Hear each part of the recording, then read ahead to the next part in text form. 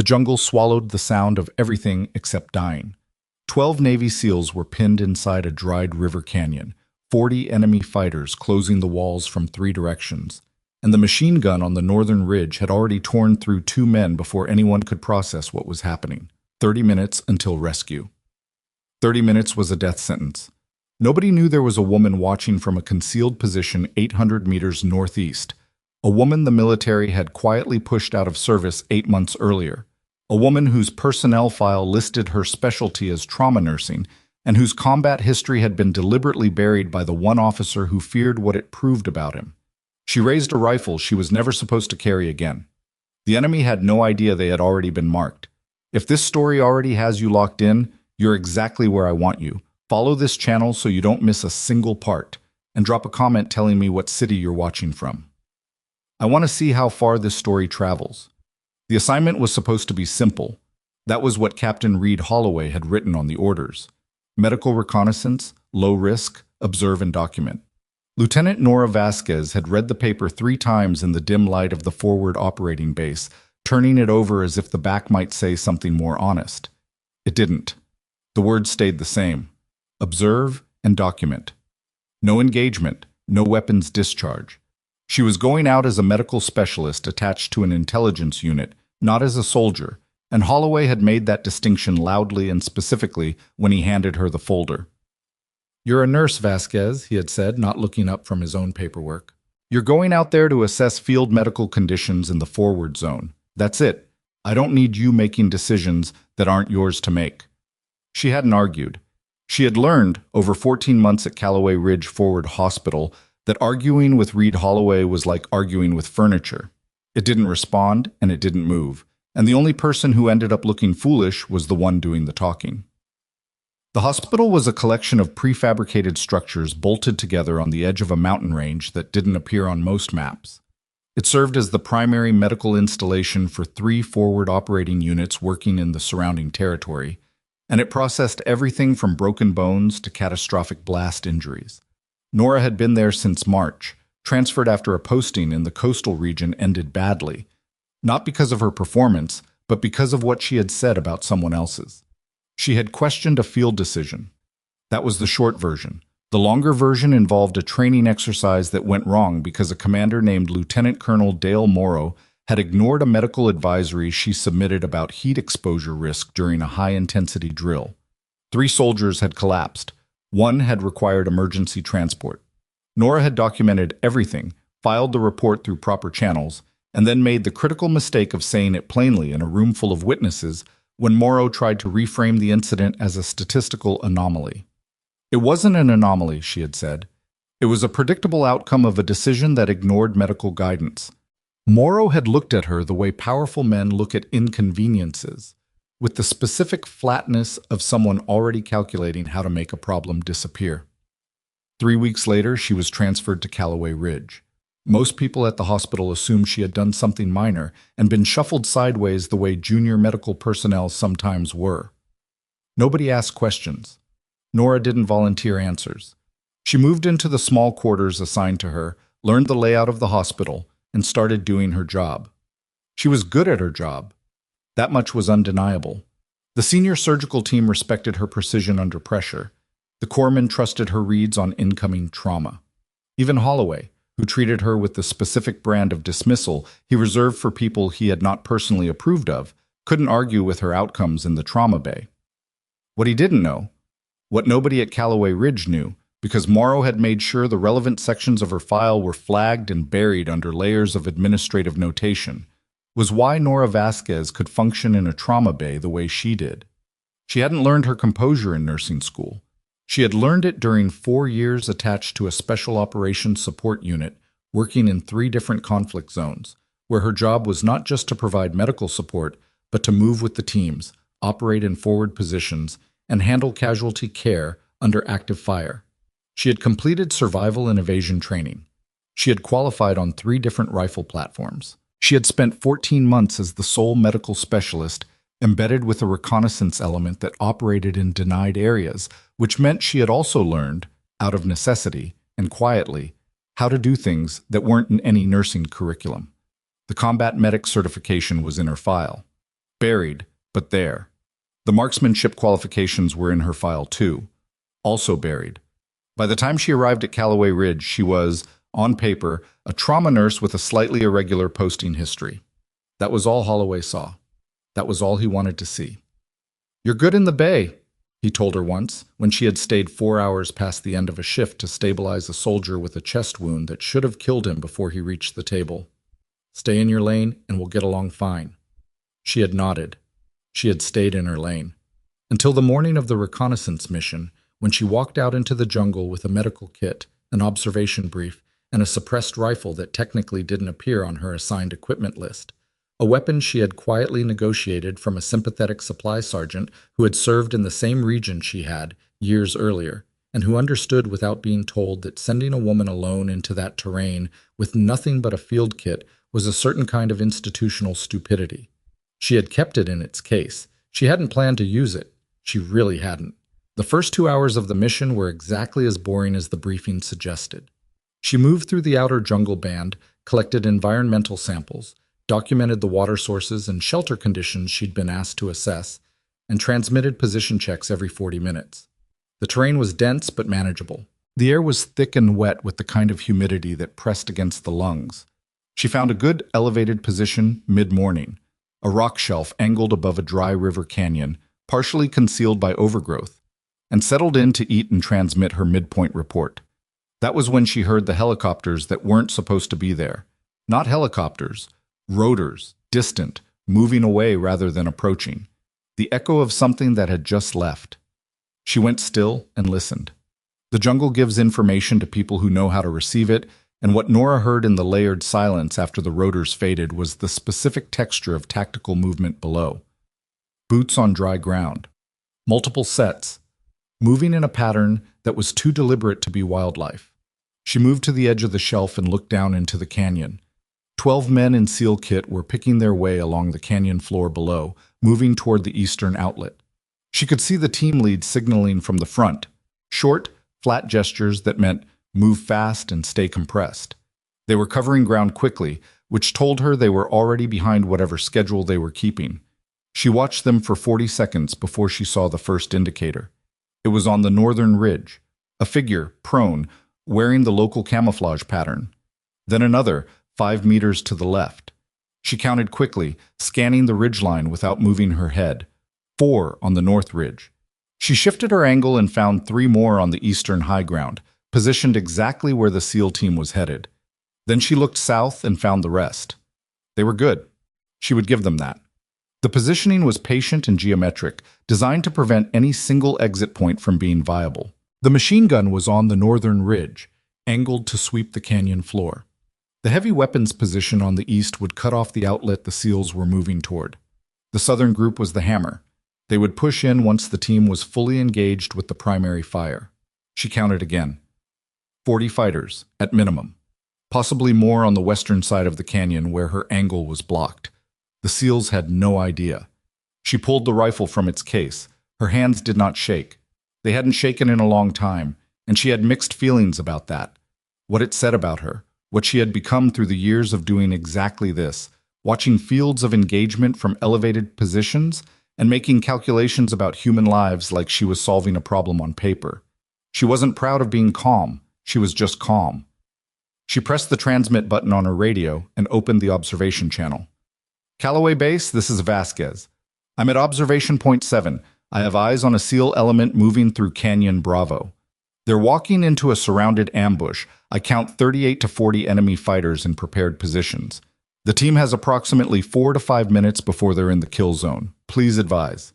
The response came back in 20 seconds. Vasquez, confirm your visual. Are you certain of hostile count? 38 minimum, possibly more on the western face.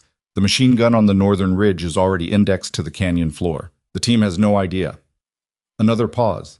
She could hear the background noise of the operations room through the radio, the layered sound of people who were about to say something she didn't want to hear. Vasquez, closest QRF asset is 32 minutes out. We're notifying the SEAL element command now. Your orders remain observe and document. Do not engage. 32 minutes. She looked back down at the canyon. The SEAL team had covered another 200 meters. They were inside the outer edge of the ambush envelope now, and the fighters on the northern ridge had gone from prone to pre-firing positions. Subtle shift, if you didn't know what you were looking for. She keyed her radio again, this time switching to the tactical channel she had noted from the pre-mission brief. SEAL element, this is Lieutenant Vasquez, medical reconnaissance attached to Holloway Ridge. I have eyes on your position from an elevated OP northeast of the canyon. You have enemy forces in prepared ambush positions on all 3 ridge lines. I count 8 on your north, at least 7 on your east, and what looks like 12 to 15 moving to compress from the south. Do not proceed. Repeat. Stop movement. The channel crackled. Then a voice came back, low, controlled, the specific flatness of a team leader who had been surprised and was choosing not to sound surprised.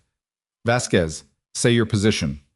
Northeast ridge, 800 meters, elevated approximately 60 meters above canyon floor. I have a clear line of sight on the northern machine gun position. They are indexed on the canyon. How long ago did you spot them? Approximately 4 minutes. I called it up the chain immediately. Nearest QRF is 32 minutes out. A pause that lasted long enough to mean the team leader was doing math and not liking the answer. My name is Commander Tate Rourke, the voice said. What's your weapon situation, Vasquez? Suppressed precision rifle. I have a clear firing solution on 5 of the 8 northern positions from here. Another pause. You're a medical specialist. Yes, sir. Are you telling me you have a firing solution on an enemy machine gun position from 800 meters with a suppressed rifle? I'm telling you I can see the gunner's left shoulder from here, and he's about to get orders to open fire. The canyon below had gone very quiet. The SEAL team had stopped moving. Rourke had signaled them through whatever private means the team used, because 12 men had frozen in position without any visible communication. Vasquez, Rourke said, what is your actual background? She watched the northern ridge. The gunner had shifted position. He was receiving something through his earpiece. Commander, I need a decision in the next 30 seconds. You're asking me to authorize an independent fire mission from a medical specialist I have never met who is 800 meters away. I'm telling you that in about 20 seconds, that machine gun opens up, and your team is going to take casualties before you can even identify a covered position. The silence that followed lasted exactly long enough for her to settle her breathing, align her scope, and make the specific kind of peace with what was about to happen that she had learned to make a long time ago in a different jungle in a different year. Then Rourke's voice came back. Vasquez, you are weapons free. She had already started squeezing the trigger when he finished the sentence. The suppressor reduced the shot to something between a cough and a clap. The northern gunner dropped without completing whatever movement he had been starting. The second shot took out the man reaching for the firing handles. The third, she adjusted 6 degrees east, found the fighter who had been positioned to relay the order to open fire. Below, the SEAL team heard nothing. The canyon was still quiet. But the northern ridge machine gun was no longer a threat. Vasquez, Rourke said, talk to me. 3 down on the north ridge. Machine gun is neutralized. You have a window, maybe 90 seconds before the other positions realize something's wrong. Start moving toward the western outlet. It's your least covered exit point. We have wounded. 2 men. 1 can't walk. She had already mapped the canyon geometry in her head. The western outlet was slightly longer, but the terrain feature on the south side created a partial defilade that would shield a moving element from the eastern high ground. Western outlet still works. There's a rock berm on the south face. It'll block the eastern position's line of sight for about 70 meters of your movement. Get your wounded into that corridor. I'll handle the eastern group while you move. You'll handle the eastern group. Commander, I need you to trust me for about 3 more minutes. Another pause. She was already shifting position, low-crawling 6 meters to the left where the rock shelf gave her a better angle on the eastern high ground. Her knees scraped against the stone, and she felt the sharp heat of torn skin, but she kept moving because 3 minutes was exactly how long she actually had. Moving, Rourke said. Below, the 12 men reorganized with the specific efficiency of a unit that had trained thousands of hours for exactly this kind of moment. The 2 wounded men were placed between the healthiest teammates. The element compressed and began moving toward the western outlet. On the eastern ridge, she had 4 clear shots and 3 marginal ones. She took the 4 clear ones first, working left to right, then adjusted for the marginals. 2 of the 3 connected. The eastern heavy weapons position went silent before it could acquire the moving element below. One of the men on the ridge was still up. She could see movement, a figure scrambling toward better cover. She let him move. He was no longer pointed at the canyon. The southern group had started to respond. She could see them adjusting, reorganizing, trying to figure out where the fire was coming from. The suppressor helped. They were looking at the wrong ridgeline. "Eastern position neutralized," she said into the radio. "Southern group is reconfiguring. They're confused about the fire direction. You have maybe 2 more minutes before they sort it out." "We're in the berm corridor," Rourke said. 60 meters to the outlet. "Move faster." "We have a man with a femur wound." "I know. Move faster anyway." She heard him. Not his voice, but something behind it. The sound of a man reassessing a situation he thought he understood. He didn't say anything else. She heard him push his team instead. She scanned the southern group again. They had made a decision. She could see it in the way they were moving, redistributing laterally, preparing to push into the canyon from the south rather than wait for the SEAL team to emerge from the western outlet. Smart. They had lost contact with the northern and eastern positions, and they were adapting. "Rourke," she said, "the southern group is pushing into the canyon. They'll reach your entry point in about 90 seconds. How close are you to the outlet?" 40 meters. "You need 30. "Working on it." She had 3 shots at the southern group from her current position. Not enough to stop them, but enough to slow them down. She took all 3, targeting the lead elements. The group splintered and went to ground, searching for the source. That bought them 60 seconds. "Outlet," Rourke said. "Take the eastern tree line. Stay compressed. There's a secondary ridge line about 400 meters out. Rally your team there, and I'll catch up." A pause. "Catch up?" "I need to move to a new position. The southern group has a rough direction on me now. Give me 10 minutes, and I'll be at your position." "Vasquez, you are not—" "Commander, your 2 wounded men need medical assessment, and you don't have a corpsman with trauma training on that level available right now. I'm coming to you. Move your team to the secondary ridge and stay dark." She didn't wait for his response. She pulled back from the shelf edge, reassembled her kit in 11 seconds, and started moving northeast along the ridge toward the path she had scouted on the way in. Not because she was certain, but because she had learned a long time ago that certainty was a luxury that combat environments rarely provided, and the people who waited for it usually ended up waiting too long. The jungle folded back around her. Behind her, in the canyon below, the southern group was still searching the wrong ridgeline. She had maybe 8 minutes before they figured out where she'd actually been. She ran. The secondary ridgeline was 460 meters from the canyon outlet, up a slope that angled sharply through root-tangled ground and loose shale. She covered it in 9 minutes, which was 2 minutes slower than she wanted, and 3 minutes faster than most people could have managed. And she reached the tree line on the ridge crest with her lungs burning and her right knee screaming from where she'd caught it on the rock shelf while relocating. The SEAL team was already there. 12 men in a tight defensive formation, 2 of them horizontal, 1 conscious and grinding his jaw against what was clearly a severe leg injury, 1 unconscious with field dressings on his left side that told her a chest wound was being managed but not well. Rourke was at the center, a big man with the particular weathered quality of someone who had operated in enough bad places that the badness had started to show in the set of his jaw and the stillness of his eyes. He looked at her the way people sometimes looked at her when reality didn't match expectation, like the image they'd constructed in their head was being replaced in real time with something that didn't fit the frame. She was a woman in medical specialist kit, with a rifle case on her back and dirty knees and a face that was entirely focused on the unconscious man on the ground. "Vasquez," Rourke said, "give me a minute." She was already kneeling beside the unconscious man, pulling her kit open. "Who worked on him?" "Patterson. He's our—" "I see what Patterson did. It's good. Not enough pressure on the lower seal."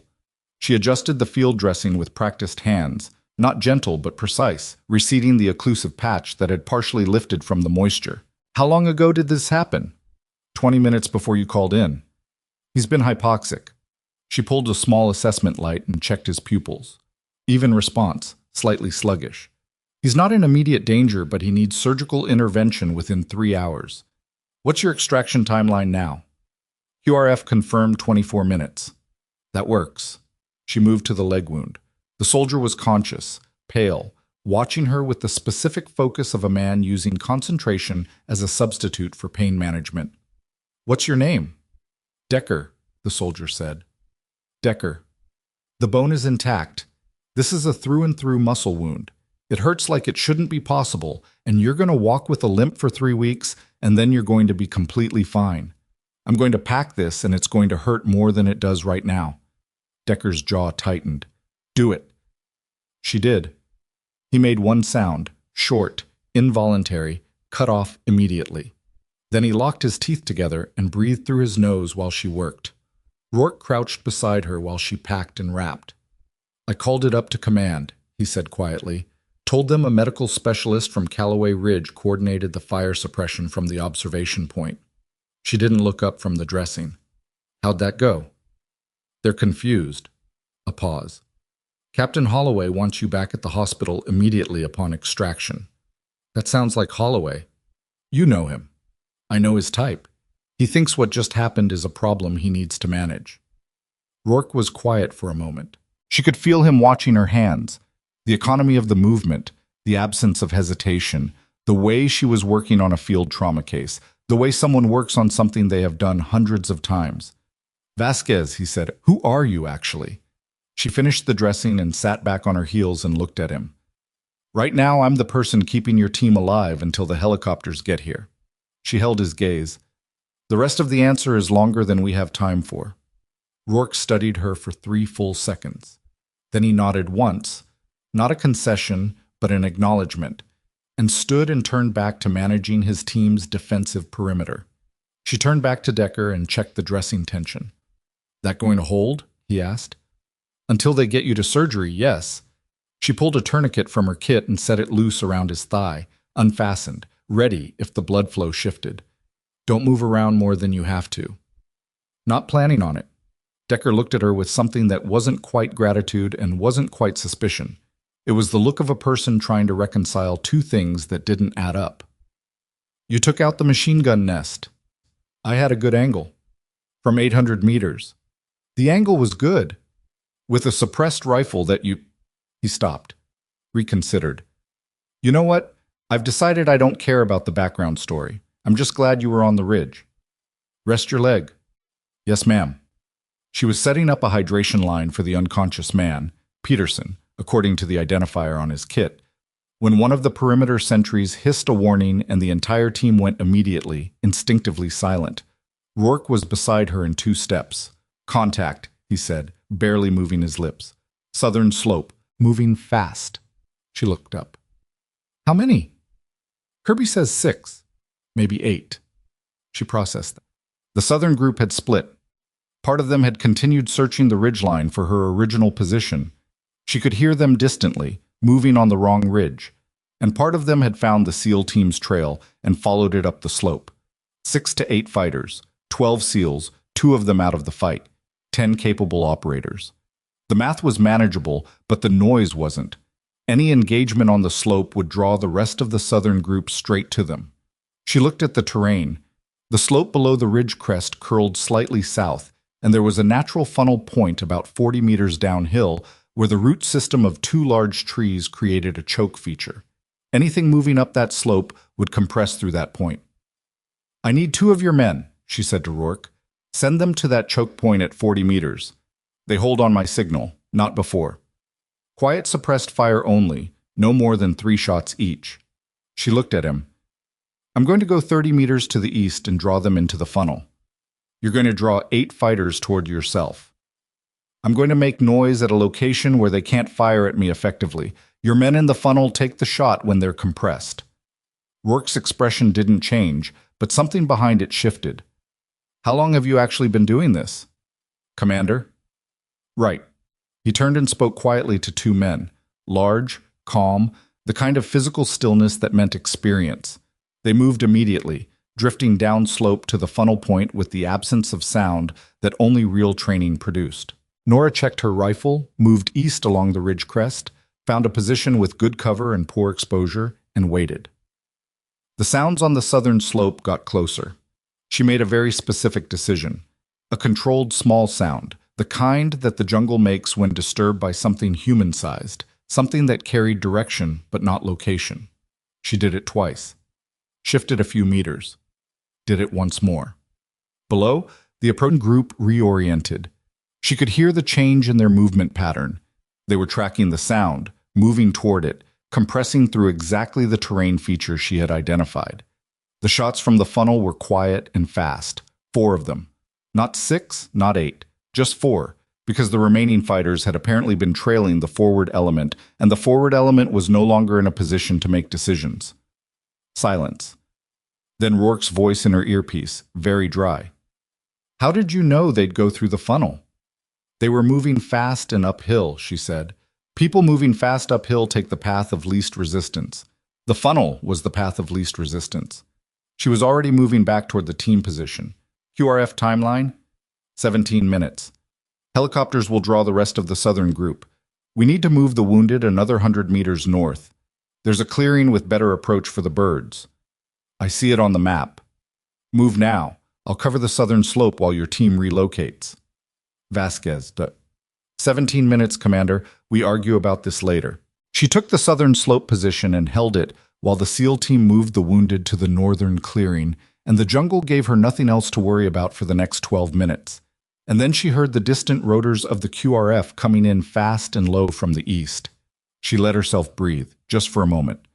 Then she looked at the communications device in her hand and saw that Captain Reed Holloway had sent 4 messages in the past 20 minutes, each one more emphatic than the last. The final one containing a direct order to report to his office the moment she returned to Callaway Ridge, with the specific language that senior officers used when they wanted to make clear that a conversation was going to be one-directional. She thought about that for a moment. Then she put the device away and watched the helicopters come in. And she thought about everything that was in her personnel file. All the things that were buried there, all the things that Morrow had made sure would never surface. All the qualifications and certifications and operational history that had been systematically obscured to protect one man's version of what had happened during a training drill 14 months ago. One of the helicopters banked over the clearing, and she could see the door gunner scanning the tree line, and in the flat afternoon light she felt, for the first time in a long time, something that was adjacent to clarity. Holloway was going to try to make tonight about her disobeying orders. He was going to try very hard.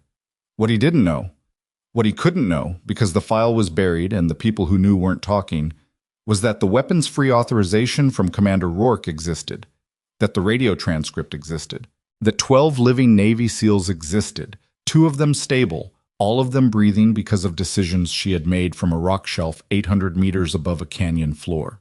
The paper trail he was planning to use against her was also the paper trail that would undo him. She didn't smile. She wasn't built for that kind of satisfaction.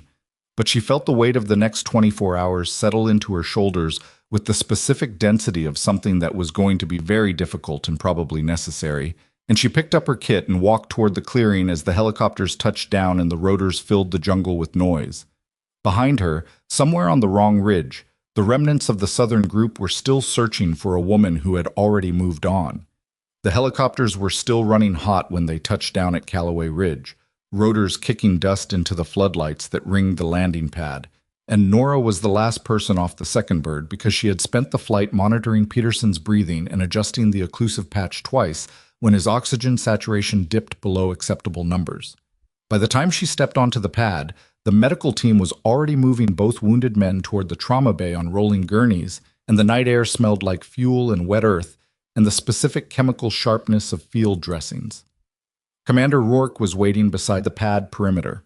He had cleaned some of the canyon dust from his face, but not all of it, and he was watching her with the same assessing quality he'd had on the ridge, the look of a man who was still running calculations.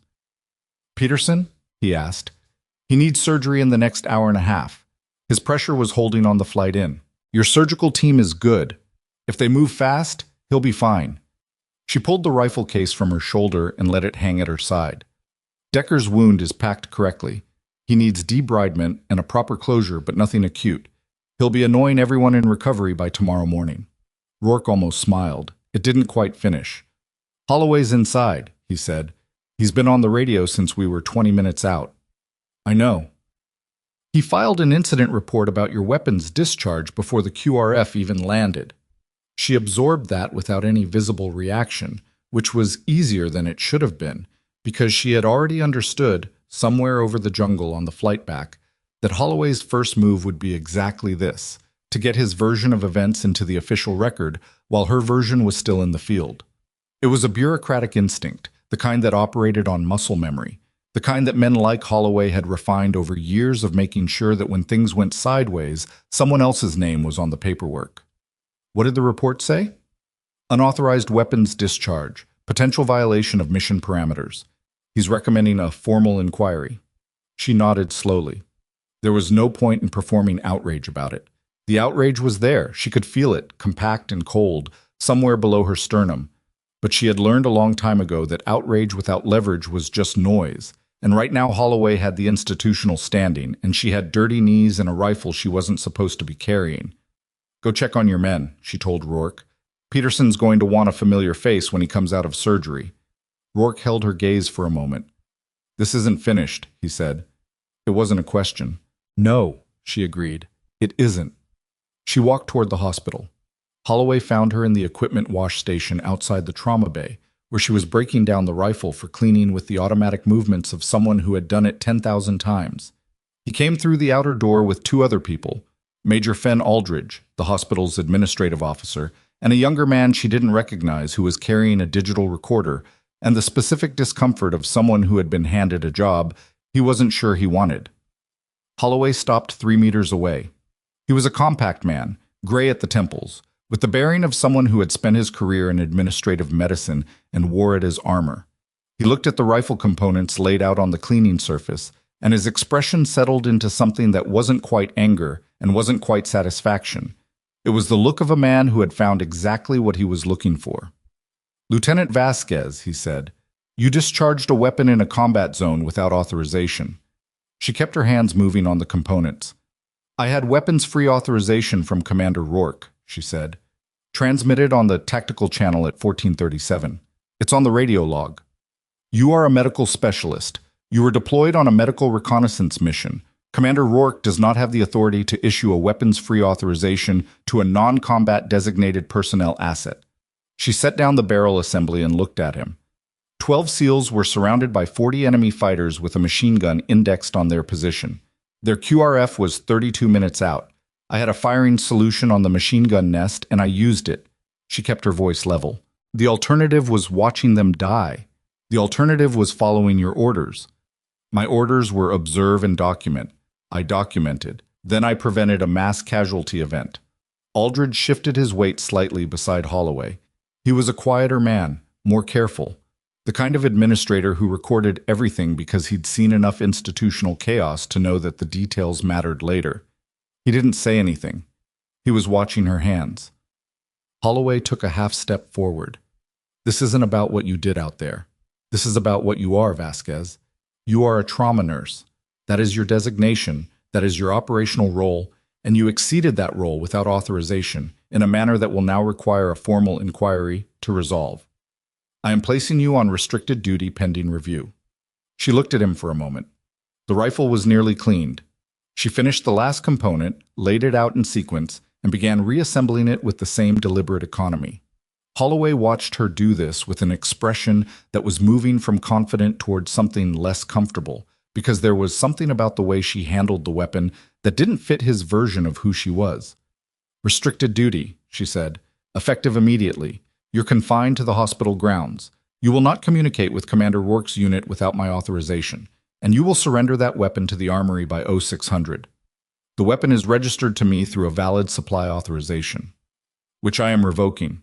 She clicked the rifle back into assembly, set it on the cleaning surface, and turned to face him fully. Captain Holloway, she said, I want you to understand something clearly. I'm going to comply with restricted duty.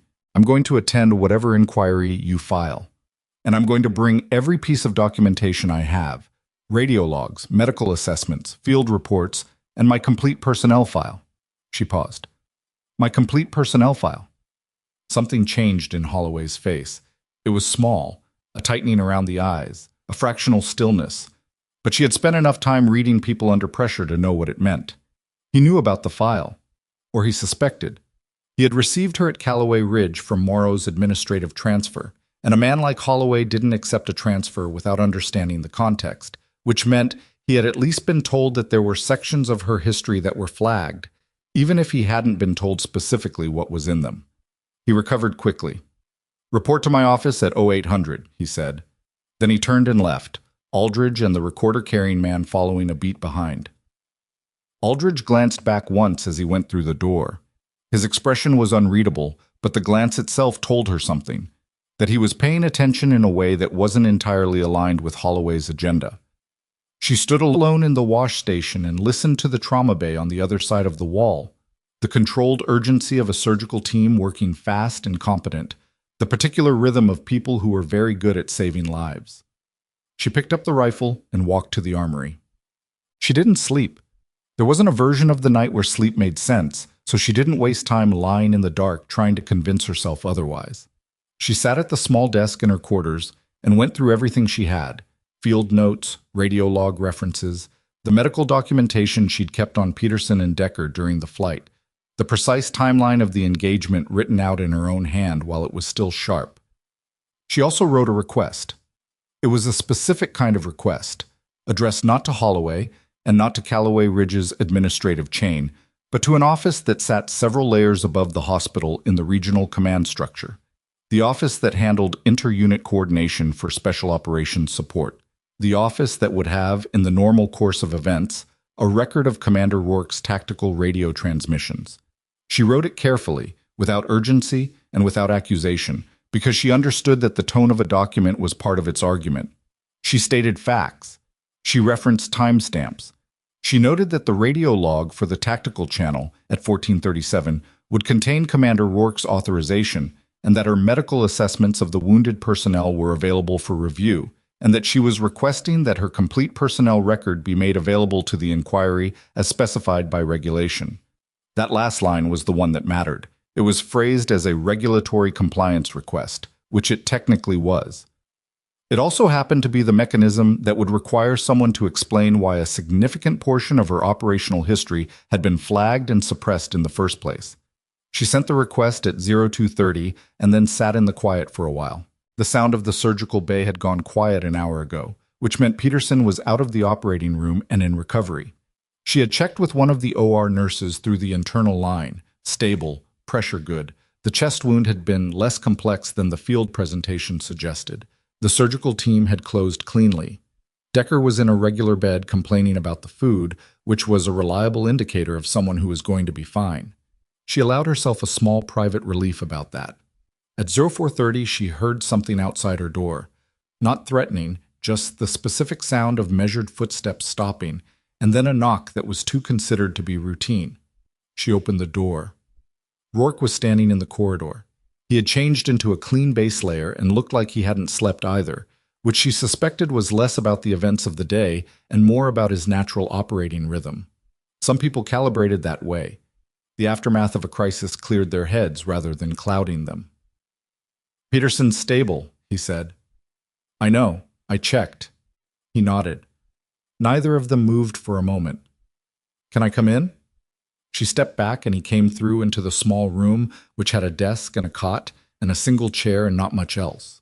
He took the chair without being invited because there was nowhere else reasonable to sit, and she sat on the edge of the cot and looked at him. "I talked to my command man," he said, "about the inquiry." "What did they say?" "That they're aware of it, that the radio authorization I issued is documented, and they're prepared to support it." A pause. "They also said that the Regional Special Operations Coordination Office received a formal request at OH-230 for personnel file access on a Lieutenant Vasquez attached to Callaway Ridge Medical." He looked at her. "That was fast." "I didn't want to lose the window." "The window for what?" She considered how to answer that. There were several true answers, and the most complete one was also the most complicated, and she wasn't sure she had the energy at 0430 to make it comprehensible. "There's a portion of my file that's been suppressed," she said. "It documents operational history that contradicts the current administrative framing of who I am. The inquiry Holloway filed will require my complete file to be produced. When it is, some questions are going to get asked about why certain parts of it were flagged." Rourke was quiet. "What's in the suppressed portion?" "Combat medic certification, special operations attachment history, marksmanship qualifications." She met his eyes. 4 years of operational deployment that I wasn't supposed to be able to have, according to the administrative narrative that got me transferred here. He sat with that for a moment. "Who suppressed it?" A lieutenant colonel named Morrow. He transferred me here 8 months ago after I filed a medical advisory report about a training incident he was responsible for. The suppression was, I think it was partially punitive and partially protective. If my actual background was visible, the training incident report became harder to dismiss. Because a nurse with 4 years of special operations attachment noticing a heat exposure risk isn't someone you can call uninformed. Correct.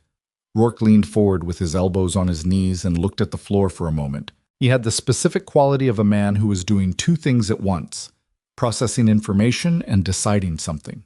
And she had learned to wait for that process to complete rather than interrupting it. I'm going to give a formal statement, he said, about today. Everything. What you saw. What you did. How you coordinated the fire suppression. How you assessed and treated my wounded men in the field. He looked up. I want it on the record from me directly, not just the radio log. You don't have to do that. I know I don't. His voice was flat in the way that meant the conversation on that particular point was closed. My team is alive. 2 of my men are in that medical bay right now, instead of body bags, because you were on that ridge and you made decisions that weren't in your job description, and every single one of them was right. He paused. I don't leave that alone. She didn't respond to that directly. There was something in the plainness of it that was harder to receive than contempt would have been. She was more practiced at contempt. The inquiry is at 0800, she said. I'll be there. Holloway won't like that. Holloway can file another report. Rourke stood. Get some sleep. An hour at least. I'll try. He moved toward the door and stopped with his hand on the frame. The thing on the ridge, he said. When you were drawing the southern group into the funnel, you were exposed. I had cover. Not much. Enough. He looked at her for a moment with the specific expression of someone who understood exactly what enough meant in that context and what it required of the person making that calculation. Yeah, he said quietly, and left. The 0800 meeting was not what Holloway had planned. He had set it up as a formal disciplinary session.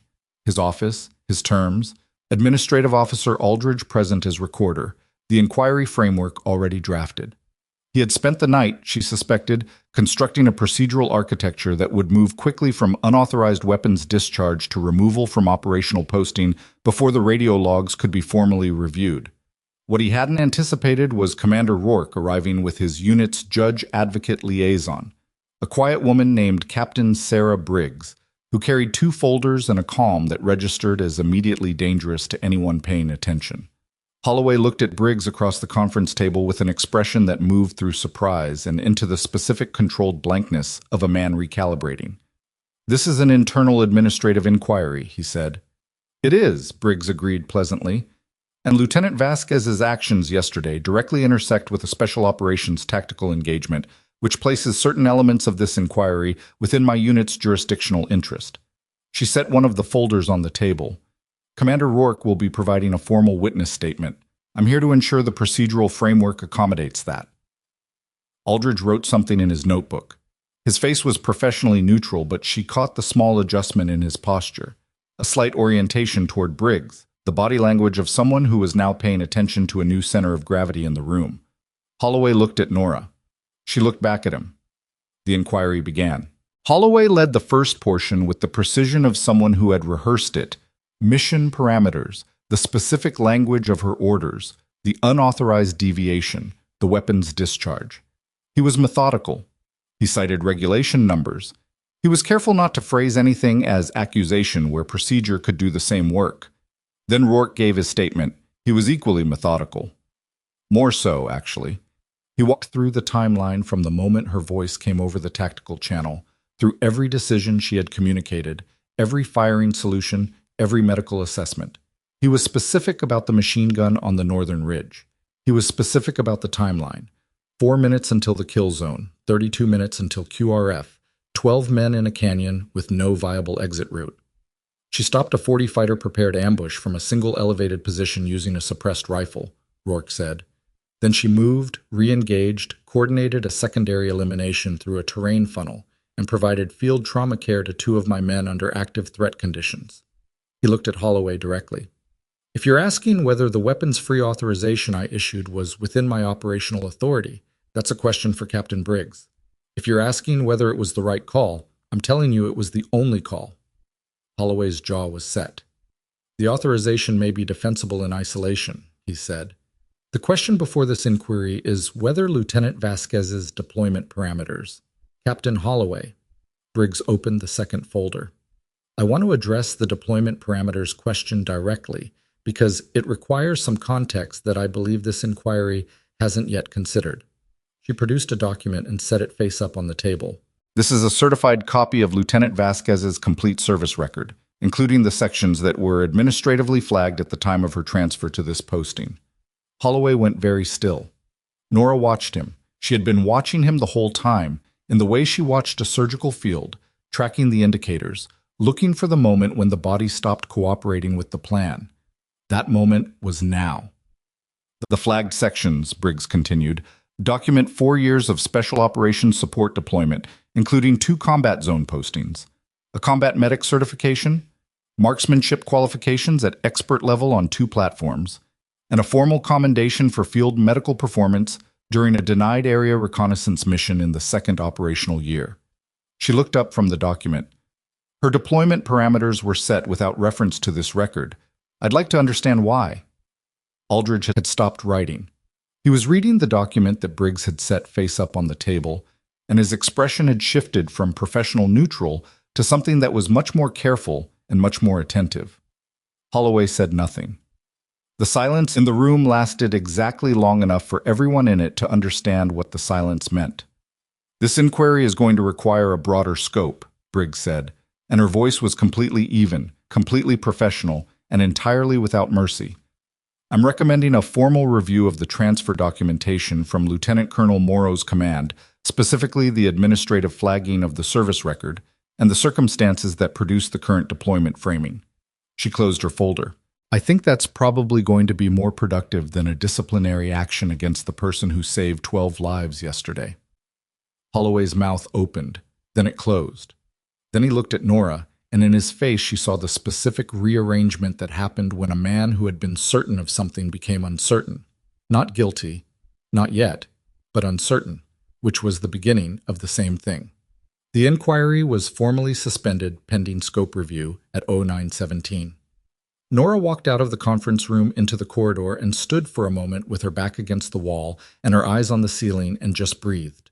Her hands were steady. They were always steady. She hated sometimes that they were always steady, that the thing that made her functional in a crisis also made it hard to feel the release of one ending.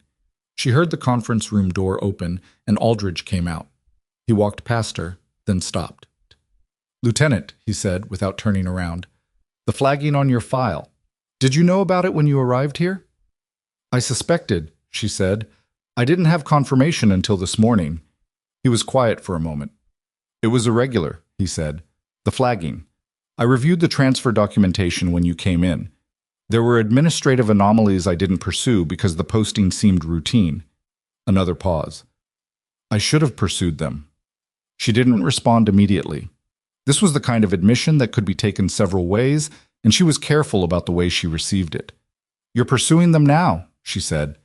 He nodded once, curtly, and walked down the corridor. She watched him go. From somewhere further into the hospital, she heard the sound of a recovery bay, the ambient noise of machines, and the quieter sound of someone moving around, which was probably Decker being difficult about the food again. She pushed off the wall and started walking toward the medical wing, because there was work to do, and the inquiry was suspended, and Peterson was going to need a post-surgical assessment, and Decker's wound dressing needed to be checked.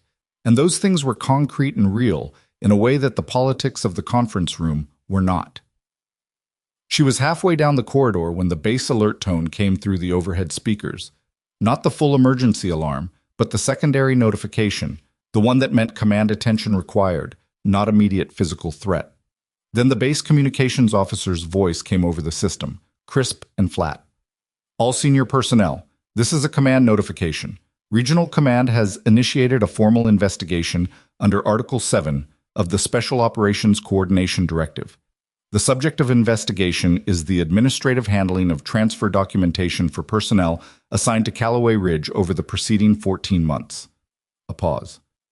All relevant personnel files and transfer records are hereby placed under command hold pending review.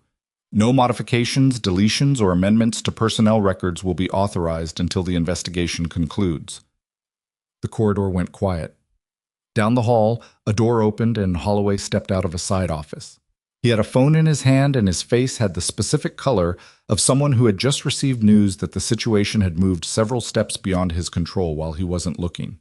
He saw her. She didn't say anything. There was nothing to say. The Article 7 notification meant that someone above Holloway's pay grade had reviewed the request she sent at 0230 and decided that the flagged file wasn't just an administrative curiosity. It was the edge of something larger. Morrow's name was in that investigation now. It had to be.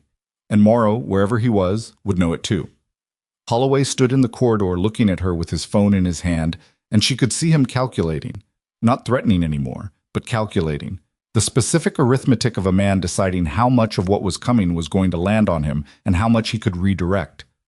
She turned away from him and kept walking toward the medical bay. She didn't run. She never ran from things like this.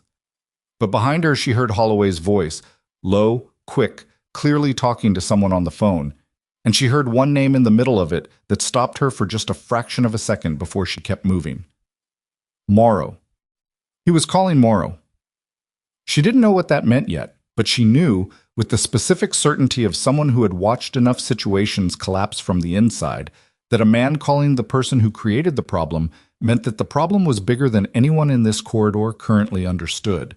And somewhere out there, moving through whatever institutional machinery he had access to, Lieutenant Colonel Dale Morrow had just learned that his name was in the file.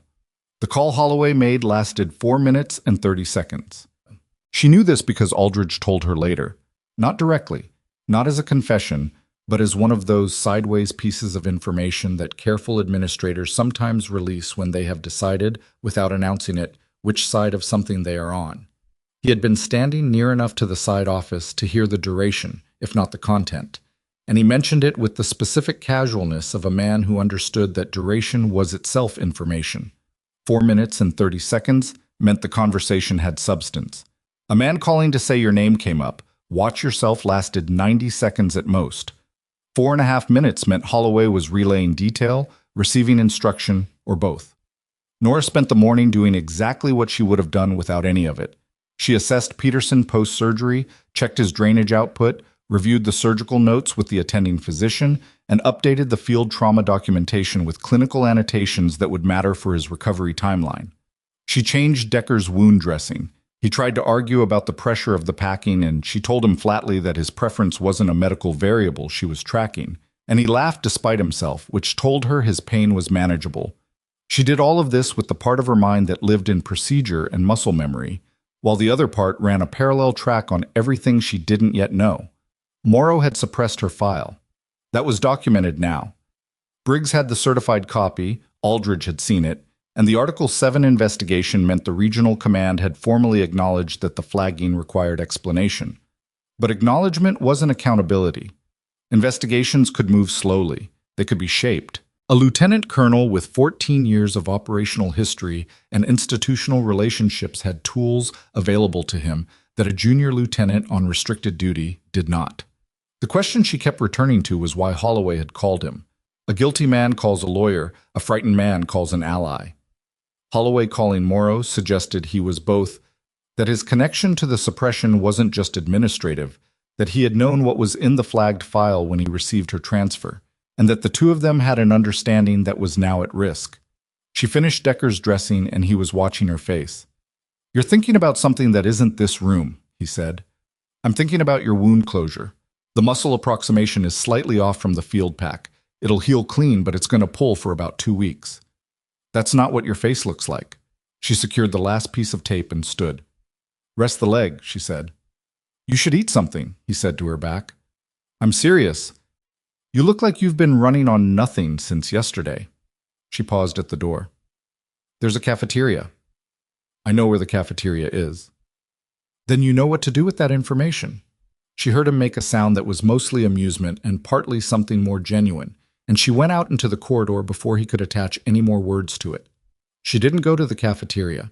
She went to the communications room, because there was one more thing she needed to know, and there was only one person who could tell her quickly enough to matter. Captain Sarah Briggs had set up a temporary workspace in one of the hospital's smaller conference rooms. A table, two screens, a secure line. She looked up when Nora came in, but didn't seem surprised, which probably meant she had been expecting the visit since the corridor outside the inquiry. "Close the door," Briggs said. Nora closed it. "Morrow," Nora said. "What do you actually know about him?" Briggs leaned back in her chair with the particular economy of a person deciding how much of a measured supply to release. "He has 14 years, 2 operational commands, 1 training command. The training incident you reported, the heat exposure drill, it wasn't the first time something similar happened under his watch. There was a prior incident 2 years earlier at a different posting. That one was handled internally, nothing on record. Handled internally meaning suppressed, meaning resolved in a way that didn't generate a formal file." Briggs picked up a pen and turned it in her fingers. "He has relationships in the administrative chain, people who have found it useful over the years to keep him functional. Is he going to try to interfere with the Article 7? He's going to try to shape it." Briggs was precise about the distinction. Interfering directly would require him to contact the investigating office, which would create a record. Shaping it means working through people who have legitimate access, reviewing officers, administrative contacts, people who can ask questions that redirect the scope. She paused. "He'll also try to move fast on the transfer documentation. If there's anything in the physical record that can be amended before the command hold is fully in place. Can he do that?" The hold was issued at 0917. It covers electronic records immediately. Physical records have a processing window, usually 4 to 6 hours before the hold is fully enforced across all storage locations. She looked at Nora directly. "If there is a physical copy of the original suppression order, the document that initiated the flagging, and if that document is in a location that hasn't yet been brought under the hold, then yes, he could move it." Nora thought about that. Where would the physical copy be? The originating command's administrative office, wherever Morrow was posted when he initiated the transfer. That's Forward Operating Base Kellner, 40 minutes by road. Briggs looked at her for a moment. "You're on restricted duty," she said. "I know where I am. I'm telling you that for a reason. I understand the reason." Another moment of assessment. Briggs had the quality of someone who was very good at reading the space between what people said and what they meant, and she was clearly reading that space now. "The investigating officer assigned to the Article 7 is a colonel named Harwick," Briggs said. "He's thorough, and he's not connected to Morrow's network, but he's also working through proper channels, which means he won't reach the physical records at Kellner until this afternoon at the earliest." She paused. "If something were to happen to those records in the interim, then the investigation loses its primary documentary evidence. The flagging can still be inferred from the file's condition and the administrative metadata, but inference is harder to act on than documentation." Nora was quiet for a moment. "Is there anything you can do to accelerate the hold at Kellner?" Briggs looked at the secure line on the table. "I can make a call," she said. "I can't guarantee the response time." She held Nora's gaze. "Stay on the hospital grounds, Lieutenant. That's the correct answer to any question anyone asks you in the next 4 hours." Nora nodded and left the room. She stayed on the hospital grounds. She stood at the perimeter fence line at the east end of the compound, technically within the restricted boundary, and she called the one number she had kept active for 2 years without using it, a number that rang a secure mobile carried by a former Special Operations Logistics Specialist named Thomas Wick, who had been her supply contact during the denied area postings, and who now worked in an ambiguous civilian-adjacent capacity that she had never asked him to specify. Wick answered on the second ring. "Vasquez," he said without preamble. "I was wondering when." "FOB Kellner," she said. "Administrative Records Office. There's a physical file, a suppression order initiated approximately 8 months ago by Lieutenant Colonel Dale Morrow. I need to know if anyone's touched it in the last 3 hours." A pause. She could hear him moving somewhere. "You know I can't access a military administrative file." "I'm not asking you to access it. I'm asking if you know anyone who works there who might have noticed unusual activity in the records office this morning." Another pause, longer this time. "Give me 20 minutes, he said. She walked the perimeter fence slowly, because standing still made her aware of how tired she was, and she couldn't afford to be aware of that right now. The morning had gone pale and overcast, the kind of flat light that made everything look equally significant, and the jungle beyond the fence was very green and very quiet. 12 minutes later, Wick called back. "Someone was in the records office at 07:45, he said. "Single individual, signed in as an administrative review, spent approximately 15 minutes. Records officer on duty is a young specialist who didn't think to question it because the person had appropriate credentials." 07:45. 40 minutes before the Article 7 notification came through the base system. Someone had moved faster than should have been possible, which meant the call Holloway made to Morrow hadn't been to warn him. Morrow had already known. He had known before Holloway called, which meant he had another information source inside the process. "The individual," she said. "Description? Male, 40 to 50, officer rank. Specialist didn't catch the name." She absorbed that. Officer rank, 40 to 50.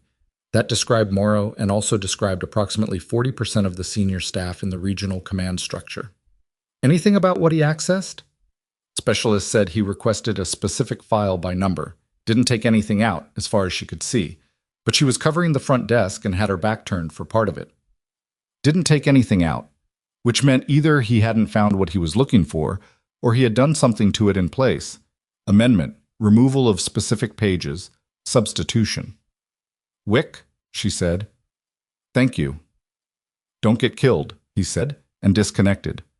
She stood at the fence line for a moment and then turned back toward the hospital, and she had walked 30 meters when she nearly walked into Commander Rourke coming the other direction.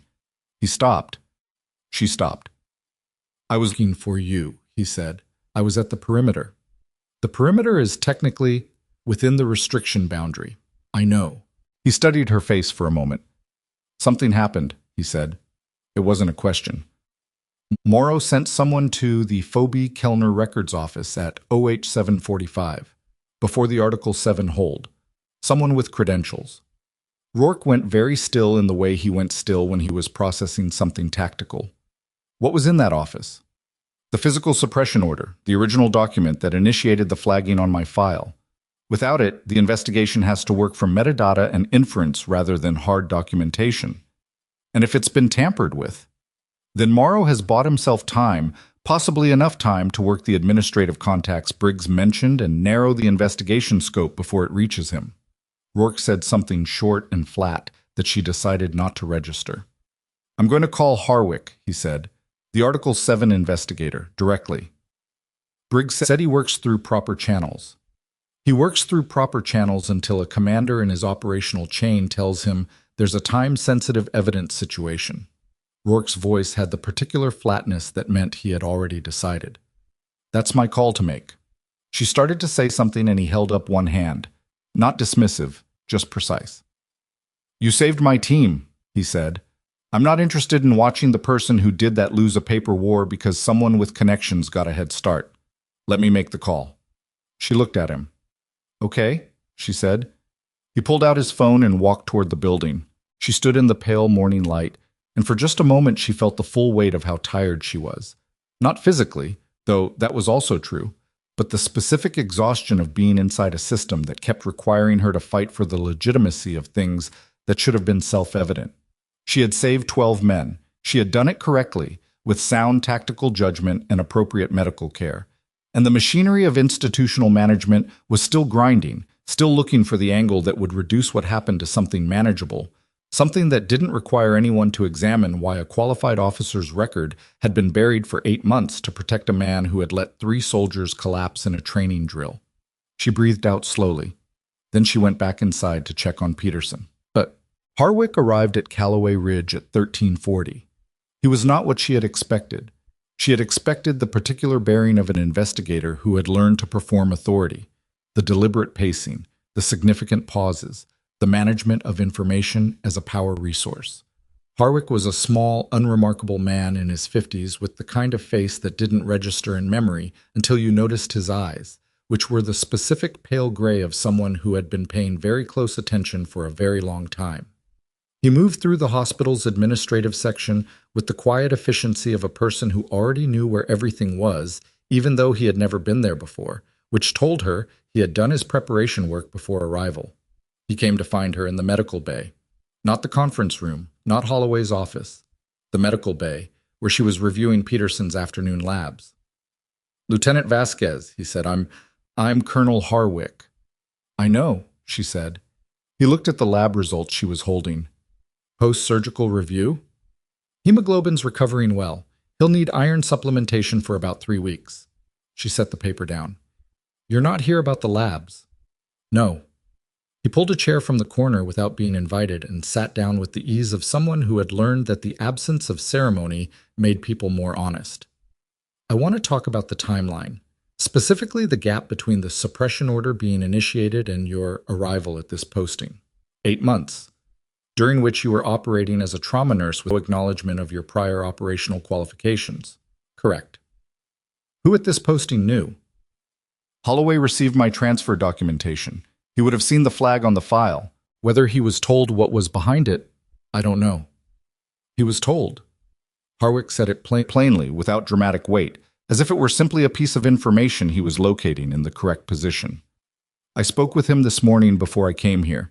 He confirmed that Lieutenant Colonel Morrow's office contacted him prior to your arrival to provide context for the transfer." He paused. The specific word he used was context. She looked at Harwick carefully. "He confirmed that voluntarily?" "He confirmed it when it became clear that the alternative was me spending 3 weeks establishing it through documentation while he waited." A brief pause. "He's trying to position himself as a recipient of information rather than a participant in concealment. Whether that's accurate is what I'm here to determine." She thought about Aldridge's sideways admission in the corridor, about the 4-minute 30-second phone call, about the specific way Holloway had looked at her across the conference table when Briggs put the file down. "He received the context," she said carefully. "I don't know if he sought it or used it beyond that." Harwick looked at her for a moment. "You're being generous." "I'm being accurate," she said. "I don't have documentation of what he did with the information. I have documentation of outcomes. He kept me in a role that underutilized my qualifications, and he filed a disciplinary report against me within 6 hours of learning those qualifications had become visible." She met his eyes. "You can characterize that how you want." He made a small note. "FOB Kellner," he said, "the records office. I had a team there by 1100. The physical suppression order file is intact. No pages removed, no obvious amendment." He paused. "However, the document shows evidence of handling inconsistent with its retrieval log. The log shows no access in the past 60 days.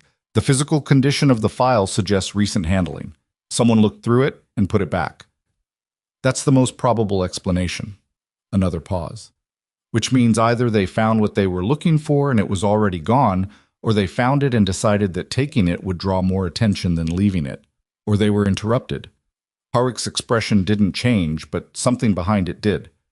"The records specialist received a phone call from the base communications officer at 0803, he said.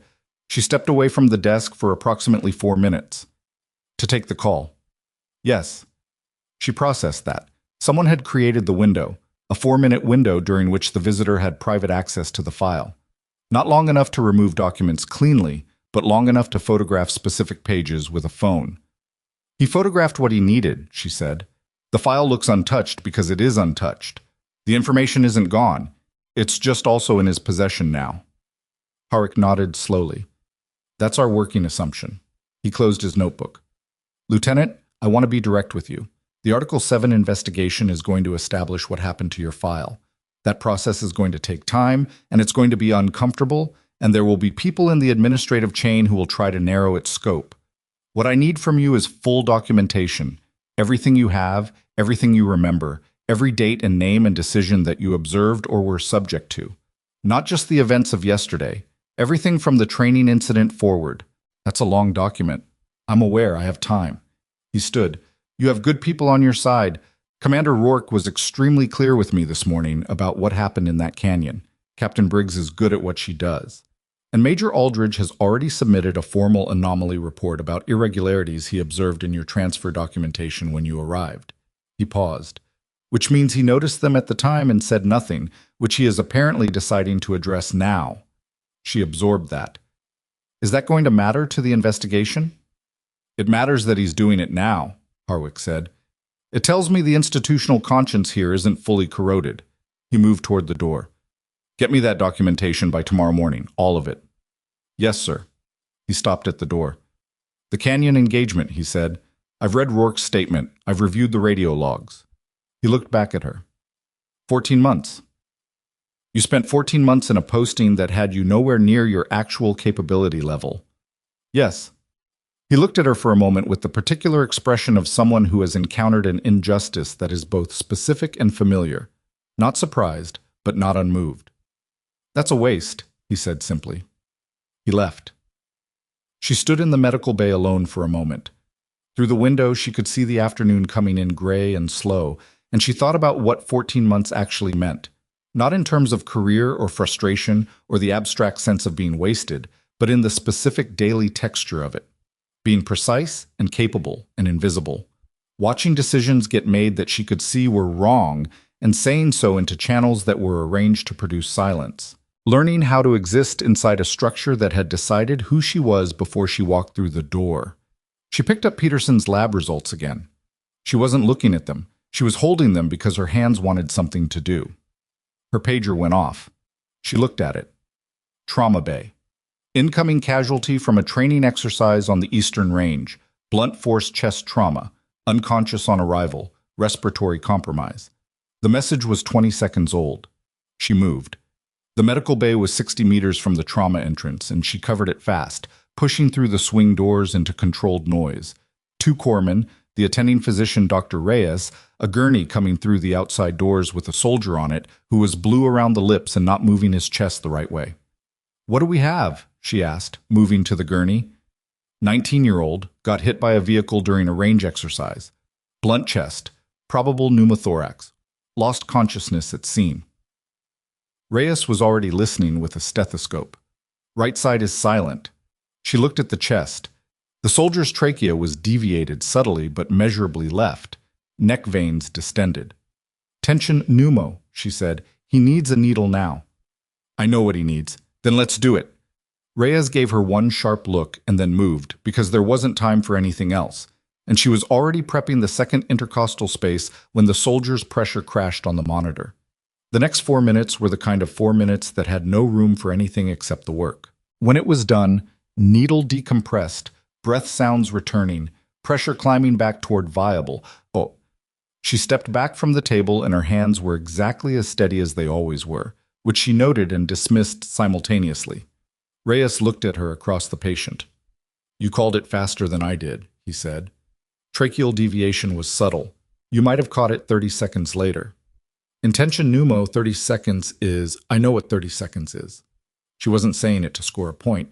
She was saying it because it was true, and they both needed to know they were on the same page. He's stable.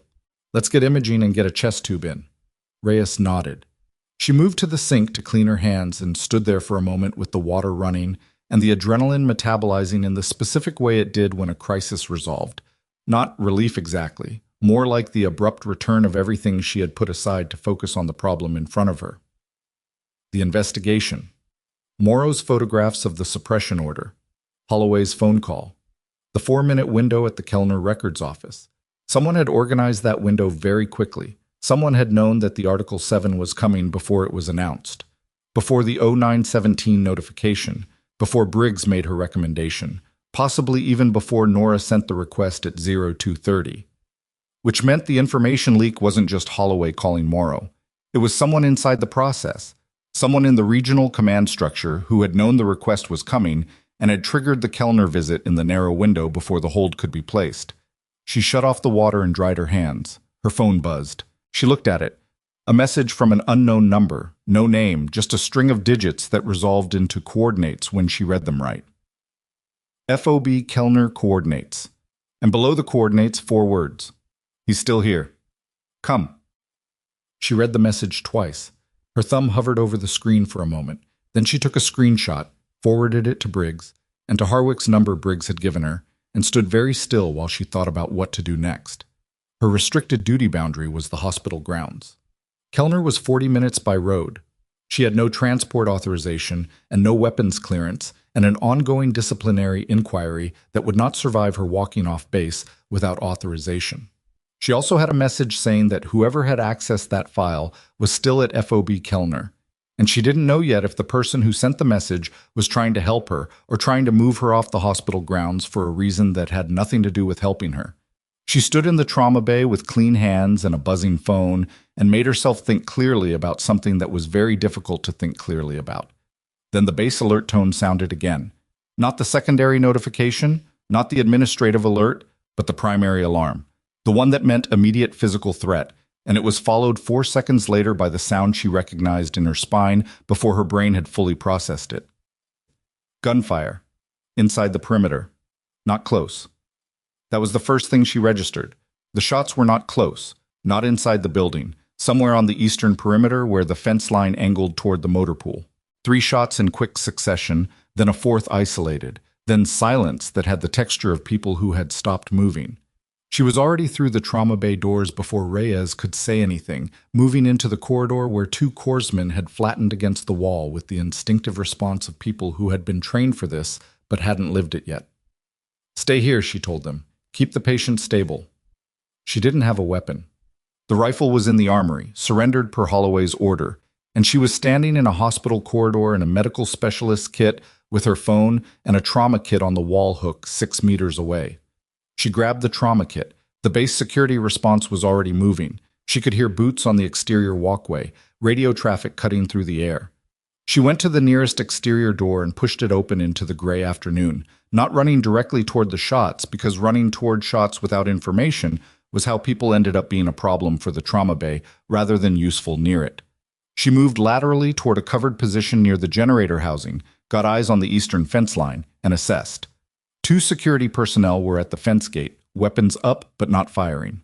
A 3rd figure was on the ground, not down from a wound, down by choice, hands visible, the specific posture of someone who had chosen the ground rather than having it chosen for them. 40 meters further, she could see what had happened. A vehicle had hit the interior fence post, and a man was being pulled from the driver's side door by 2 additional security personnel. Not an enemy breach. Something else.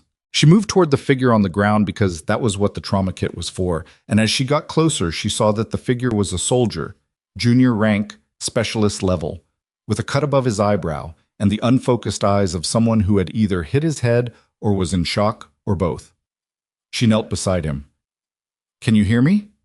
He blinked, oriented toward her voice. "I hear you," he said, slurred but coherent. "Where are you hurt?" "Head, I think. I hit the gate post." He tried to orient. "Don't move yet. What happened?" He was quiet for a second, which wasn't disorientation. It was the pause of someone deciding how much to say and to whom. "I was driving someone out," he said. "Driving who?" "Colonel. He showed me a departure authorization, said he was part of the Article 7 team and needed transport to Kellner." The specialist's eyes focused a little more. "But then when I tried to route through the main checkpoint, he said go through the east gate. The east gate doesn't log departures the same way." He swallowed. "I didn't think about it until I was already through the gate, and then I thought, that's wrong. That's not how authorized departures work." She looked at him. "So you stopped the vehicle?" "I stopped it and said I needed to go back through main checkpoint, and he—" The specialist touched the cut on his face. "He didn't hit me. He grabbed the wheel and we hit the post." "And then he ran?" A nod, small and painful. She looked up toward the fence line. The security personnel were moving further east, following someone on foot. The vehicle had come to rest at an angle against the fence post, doors open, engines still running. The man who had been pulled from the driver's side wasn't the fleeing figure. That man was the specialist in front of her. The man being held by security was someone else. And she realized as she stood that he was being walked back toward the interior, arms controlled. And she recognized the walk before she recognized the face. Holloway. Not fleeing. Holloway was not the one who had run. He was the one who had been in the passenger seat. She stood very still and watched security walk Holloway across the yard with his hands being held at the wrist by a personnel twice his size, and his face had the color of a man who had just arrived at the exact place he had spent the morning trying to avoid. She called Briggs. "Someone just tried to leave through the eastern gate," she said when Briggs answered. "Holloway was in the vehicle. He didn't run. Someone else did." The vehicle came from the motor pool, and the driver is a specialist who got a departure authorization from a colonel he didn't recognize. A brief silence. Description of the colonel? Briggs asked. Nora looked back at the specialist and relayed the question. He gave her three things: height, close-cropped gray hair, a scar on the left side of the jaw. She felt something settle into place with the specific weight of a piece fitting. Briggs? She said. That's Morrow. The next 4 hours moved the way institutional crises move when the machinery finally catches. Not fast, exactly, but with an inevitability that built its own momentum. Morrow had been on the base. Not at FOB Kellner, not at a remote command post, on the Holloway Ridge base, inside the perimeter, using credentials that appeared legitimate until you looked at the originating authorization, which had been issued by an officer who was currently under investigation and therefore should not have been generating any credentials at all. He had been here since morning, since before the Article 7 notification. Harwick's people put it together in the 2 hours after Morrow disappeared through the eastern fence line into the jungle. The access logs, the credential trail, the specific path he had taken through the base that mapped exactly onto the locations of the people who could damage him most. He had come to Holloway Ridge not to retrieve documents from Kellner, but to manage the situation directly, using Holloway as the internal access point. What he hadn't counted on was a 19-year-old specialist who knew that authorized departures went through the main checkpoint. Harwick set up a command post in the hospital's largest conference room and moved through people with the efficient gravity of someone who had done this many times. Not theatrical, not heavy, just steady and direct. He spoke to Holloway for 40 minutes with the door closed. She wasn't in the room. She learned what came out of it the way she learned most things, in fragments, from people who were adjacent to the information. Briggs found her in the corridor outside Peterson's room at 1600. Holloway is cooperating, she said. Full cooperation, which means he's providing everything he has in exchange for a formal acknowledgement that his role was informational rather than operational. Is that accurate? Mostly. He knew the file was suppressed. He was told that your transfer was administrative management of a personnel dispute and that maintaining your operational designation at the lower level was appropriate given the circumstances. He was told not to look at the flagged sections. Briggs paused. He didn't ask why. That's his culpability, not active participation, but deliberate incuriosity. He filed a disciplinary report against me. He did. He's characterizing that as a legitimate procedural response to an unauthorized weapons discharge, which it technically was, and arguing that the administrative context he was given made your combat background look like an anomaly rather than a qualification. Another pause. He's not wrong that the framing he was given could have produced that response. He is wrong that the framing was sufficient to justify not looking harder. She thought about the 4-minute 30-second phone call, about Holloway calling Morrow the moment the investigation started moving. He called Morrow this morning, she said. He did. He's acknowledged that. He says he called to ask Morrow what was in the file, that he genuinely didn't know the suppressed content and was trying to understand what the investigation was going to find. Briggs met her eyes. I believe him about not knowing the full content. I don't entirely believe the call was only informational. Neither do I, Nora said. But that's your call to make, not mine. Briggs studied her. You're not going to push for him, Briggs said. It wasn't a criticism, more of an observation. I'm going to let the process work, Nora said. I spent a lot of energy fighting a version of this that wasn't visible enough to fight. Now that it's visible, I'd rather not get in its way. Briggs was quiet for a moment. Morrow is in the jungle, she said. Security has a perimeter up. He's not armed, as far as we know. The motor pool logs show he checked in without weapons. The jungle isn't a viable long-term position, and he knows it. She paused. He'll come out. The question is when and in what condition. He grew up in this region, Nora said, or close to it. I read the operational background in his file when I was putting the documentation together for Harwick. He did 2 postings in jungle terrain. He knows how to move. Briggs absorbed that. How long? She asked. If he's trying to reach a specific point, a road, a communications node, somewhere he can contact someone who isn't inside this investigation, maybe 8 to 12 hours. If he's just evading, he can stay out longer, but at some point the math stops working in his favor. We have people on the road approaches. I know. Nora looked at the corridor wall for a moment. He's not going to reach them. There was something in how she said it that made Briggs look at her carefully. Vasquez. I'm on restricted duty, Nora said. I know where I am. She stayed where she was for another 2 hours. She finished her documentation for Harwick, the complete account, from the training incident forward, organized by date, and supported by every piece of paper she had retained, which was more than people might have expected because she had been keeping records since the day of the training exercise itself. Not because she knew she would need them, but because she was the kind of person who documented things. It was a medical habit. It was also, as it turned out, exactly the right habit. Harwick read it in real time on a tablet as she submitted it electronically, and she watched his expression across the conference table not change in the way that expressions don't change when the content is confirming something the reader already suspected, rather than introducing something new. This is thorough, he said. I kept records because it's what I do, not because I plan to use them. The distinction matters, he said. Manufactured documentation has a different texture than contemporaneous records. This reads contemporaneous. He set the tablet down. The training incident report, you noted at the time that Morrow specifically told you to resubmit through a different channel. He told me the original channel was incorrect.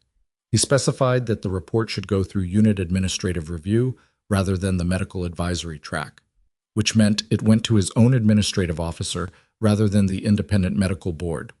Who sat on it? Who sat on it? Harwick made a note. That's interference with the mandatory medical reporting process, he said. That's not administrative malpractice. That's a specific violation. He looked up. Why didn't you escalate past the administrative officer? She looked at him steadily. Because I was a junior lieutenant who had just been transferred away from the unit where it happened, and the person I was reporting about was a lieutenant colonel with 14 years in institutional relationships. And the people around me had been very efficiently given a version of me that made me look like a troublemaker who couldn't manage her relationship with command authority. She paused. I calculated that escalation without evidence would produce a second transfer and a worse posting. You were probably right, Harwick said. He didn't say it with approval. He said it with the specific flatness of someone documenting a systemic failure. Yes, she said. I was. He closed the tablet. When Morrow is in custody, we'll need you for a formal interview, he said. That will be the last step before the investigation moves to the disciplinary phase. I'll be here. He paused at the door. Major Aldridge, he said. His anomaly report about your transfer documentation. It was specific. It identified 3 separate irregularities in the administrative chain that he noted at the time of your arrival. He looked at her. He documented them at the time. He didn't submit the report then. He submitted it today. She thought about Aldridge in the corridor, the careful sideways way he had told her what he'd observed, the word irregular that he had chosen precisely. He was waiting, she said. For what? For something to make it worth the cost. She looked at the table. He was doing the same math I was, except he was on the inside of it. Harwick was quiet for a moment. People like Aldridge are... He stopped, started again. They're complicated. They see things and they wait, and sometimes what they're waiting for never comes, and then a career passes and nothing was said. He paused. And sometimes it does come. He said he should have pursued it earlier, Nora said. He's right, Harwick said. But he pursued it now. That's what we have. He left. She sat alone in the conference room for a moment, and then her radio, the hospital internal channel, crackled with a burst transmission from security. She listened to the traffic and understood 2 things simultaneously. Morrow had been located, and he had not come out on his own. I was found at the eastern perimeter, which was not where anyone had been looking. He had moved through the jungle in a long arc. The surveillance coverage had been placed on the road approaches and the northern fence line where the terrain was easiest, and he had gone the hard way instead, through the dense southeastern section where the root systems made clean movement nearly impossible. He had covered 4 kilometers in 6 hours and ended up 40 meters from where he started, which told her something about what the jungle had done to him and something about what he had been trying to reach. The eastern perimeter had a communications relay station. Unmanned, but functional. The kind of installation that connected to the regional network through a path that didn't run through the base's main communications hub. He had been trying to make a call. Security brought him in at 2140, which was full dark, and he was in poor condition, A twisted ankle from the root systems, dehydration, multiple cuts from the undergrowth. He was not violent. He was the specific kind of defeated that comes from exhaustion, combined with the understanding that the situation had moved past a point where violence would change anything. She saw him briefly as security moved him through the corridor toward the secure area that Harwick had designated for the formal interview. Just a glimpse, a second of visibility through a doorway. He was older looking than his file photo, or maybe the jungle had done that in 6 hours, and he walked with the careful attention of someone managing pain in his right ankle, and he didn't look up. She had thought about this moment many times in the past 14 months, in the way that people think about the resolution of things that have compressed around them for a long time. She had thought about what she would feel. What she felt was mostly tired, not empty. There was something else in it, something real that she couldn't name precisely, except that it was connected to 14 months of doing good work that had been systematically under-recognized, and to Peterson's chest wound healing cleanly in the room down the hall, and to Decker's complaint about the food, and to Rourke's voice on the ridge saying, "Take the shot," and to the specific reality that all of it had been real and all of it had mattered, and none of it had required anyone's validation to be true. She went back to the medical bay and checked Peterson's evening labs. Rourke found her there an hour later. "They've started the formal interview," he said. "Harwick says it's going to take most of the night." "I know." He leaned against the doorframe with his arms crossed, looking at her across the room. "Aldridge came to see me," he said. That surprised her. "About what?" "About you." Rourke's expression was difficult to read, which was its natural state, but she had learned to look for the things behind it. "He said he's filing a formal recommendation that your operational designation be reviewed and updated to reflect your actual qualification level." He paused. "He said he should have done it when you arrived." "He said the same thing to me." "He also said—" Rourke stopped, reconsidered. "He said the hospital runs better when you're in the trauma bay, and he doesn't want to lose that. But he said it anyway. The recommendation." She looked at the lab results in her hands. "He's a careful man," she said. "He waits until the outcome is visible before he commits." "Is that a criticism?" "It's an observation." She set the labs down. "He saw the irregular documentation and he kept it.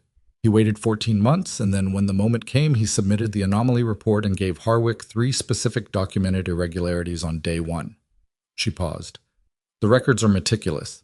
A different version of Aldridge doesn't keep records that carefully. A different version of Aldridge just doesn't look." Rourke was quiet for a moment. "You're generous to people," he said, "even the ones who let you down." "I'm accurate," she said. "Same thing I told Briggs." "It's not the same thing." She looked at him. He held her gaze. "Generous and accurate both matter," he said, "but they're not the same." She didn't have a response to that felt honest without being more honest than the evening required, so she let it stand. "Morrow," she said. "The communications relay. Do they know who he was trying to reach?" "Not yet. Harwick thinks the relay station kept a transmission log. They're pulling it now." He paused. "It matters if he was trying to reach someone inside the regional command." "It always mattered," she said. "Someone inside the process knew the Article 7 was coming before the notification. That's not Morrow and Holloway. They were reacting to the announcement. Someone upstream fed them the timeline." Rourke nodded slowly. "Harwick knows," he said. "He's working it." She thought about the unknown number that had sent her the coordinates. "He's still here. Come." She had forwarded it immediately and hadn't heard back from Briggs or Harwick about whether it had been traced. She hadn't pushed. There was enough moving at once, and she had learned to let investigations work. "The message," she said. "The coordinates. Has there been anything on that?" Rourke's expression shifted just enough to tell her there had been something. "The number traces to a prepaid communication device," he said carefully, "registered to a logistics account." "Wick," she said. Rourke looked at her. "You know him?" "I know him." She thought about it. "He told me someone had been in the Kellner Records office, and then he sent the coordinates when Morrow was still on base." She paused. "He was watching the situation and feeding me information when it was time critical." "Why?" "Because that's what he does." She left it at that, because the rest of the explanation was longer and more complicated, and Wick's operational ambiguity was not something she intended to document. Rourke accepted this with the pragmatic incuriosity of a man who had worked in enough gray areas to know when a question didn't need answering. "Harwick is going to want to talk to him," he said. "Harwick can want that," she said. "Wick will decide whether to be findable." A brief silence. "The relay log," Rourke said. "If it shows Morrow was trying to reach a specific person, someone with a rank that matters, this gets bigger." "It was already bigger than it looked," she said. 14 months of it. It was always bigger than it looked. She said it without heat, which was not the same as saying it without feeling, and Rourke looked at her with the kind of attention he had given her on the ridge, the specific quality of someone who was seeing something clearly for the first time and was deciding what to do with the sight. He opened his mouth and then stopped, because his radio came alive with a burst from Harwick's team. Both of them heard it. The relay transmission log had been recovered. Morrow had initiated a transmission at 15:47, 2 hours before security found him, 1 hour after the base went into lockdown, and the receiving number had been identified. It wasn't a regional command contact. It wasn't Holloway. The number traced to an office in the national command structure, 3 layers above the regional investigation, attached to the office of a flag officer whose name Nora recognized immediately because it appeared twice in her complete personnel file. Once in the original suppression order as a co-signatory she had never known about, and once in a commendation she had received 4 years earlier that this same officer had personally endorsed. The same person who had endorsed her work had co-signed the order to bury it. She looked at Rourke and understood from his face that he was reading the same transmission summary she was reading on his radio screen, and that he had arrived at the same place she had. This had never been about Morrow managing a training incident. This had been about someone significantly higher in the command structure managing something larger, something that her training incident report had touched without either of them knowing it, something that her buried qualifications were adjacent to in a way that made her continued visibility dangerous. 14 months. Not just punitive management of a junior officer who asked inconvenient questions. Something underneath that. Something that her complete file, fully visible, would begin to surface. Her phone buzzed. It was Harwick. "Vasquez," he said before she could speak. "I need you in the command post now."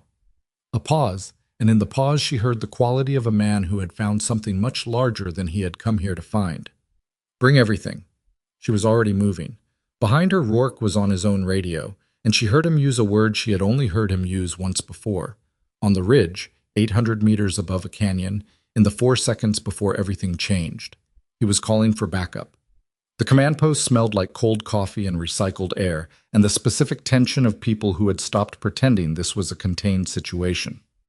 Harwick was at the center of it, standing, not sitting, with 3 screens open in front of him and 2 members of his team working keyboards on either side. Briggs was in the corner with her phone pressed to her ear, an expression that hadn't moved in what looked like several minutes. 2 people Nora didn't recognize were positioned near the door, with the specific stillness of individuals who existed in the category of senior enough to observe and junior enough not to speak. Harwick looked up when she came in. "Close the door," he said. She closed it. "The flag officer," she said. "Tell me what you know." Harwick pulled up the screen on his left and turned it toward her. She read quickly. The relay transmission log, the receiving number, the identity trace, and below it a secondary document that Harwick's team had pulled in the 40 minutes since the log was recovered. It was a co-signature record, administrative in nature, attached to the original suppression order on her file. Brigadier General Lyle Carver, 31 years of service. Currently attached to the National Command Special Operations Oversight Office, the office responsible for, among other things, the administrative classification of personnel records and special operations support roles. The office that had the authority to flag files. The office that had, apparently, used that authority to bury hers. Carver co-signed the suppression, she said. It wasn't a question. His office co-signed it, whether his signature was informed or administrative, whether he knew specifically what the suppression was covering, that's what I don't know yet. Harwick's voice was level. But Morrow was trying to reach his direct line, not his office general contact, his direct line. They have a relationship. They have a relationship that predates your training incident by at least 4 years. The operational history I've pulled shows they overlapped twice, once during a joint training command assignment, once during a regional coordination exercise. Morrow's second tour. He paused.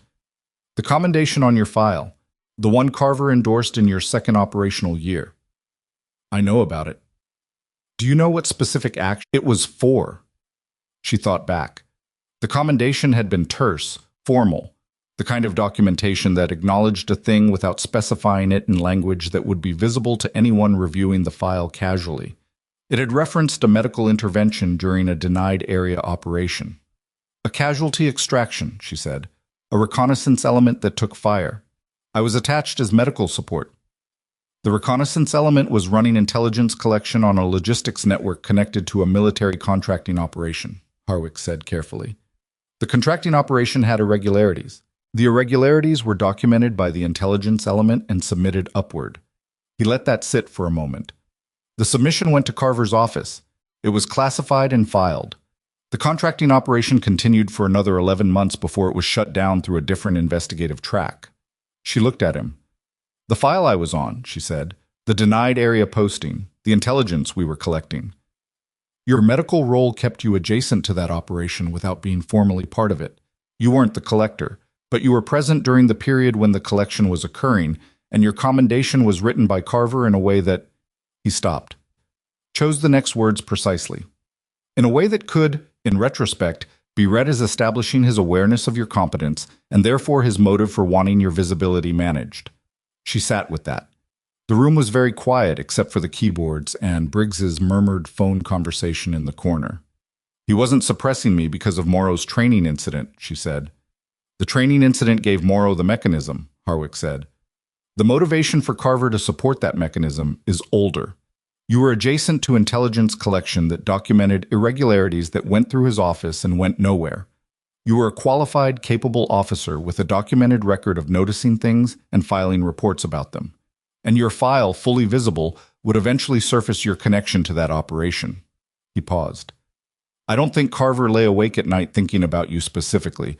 I think you were a manageable risk that became easy to manage when Morrow handed him the opportunity. And then I stopped being manageable. Yesterday morning, yes. She looked at the screen for another moment. Then she looked away from it, at the middle distance, at nothing particular.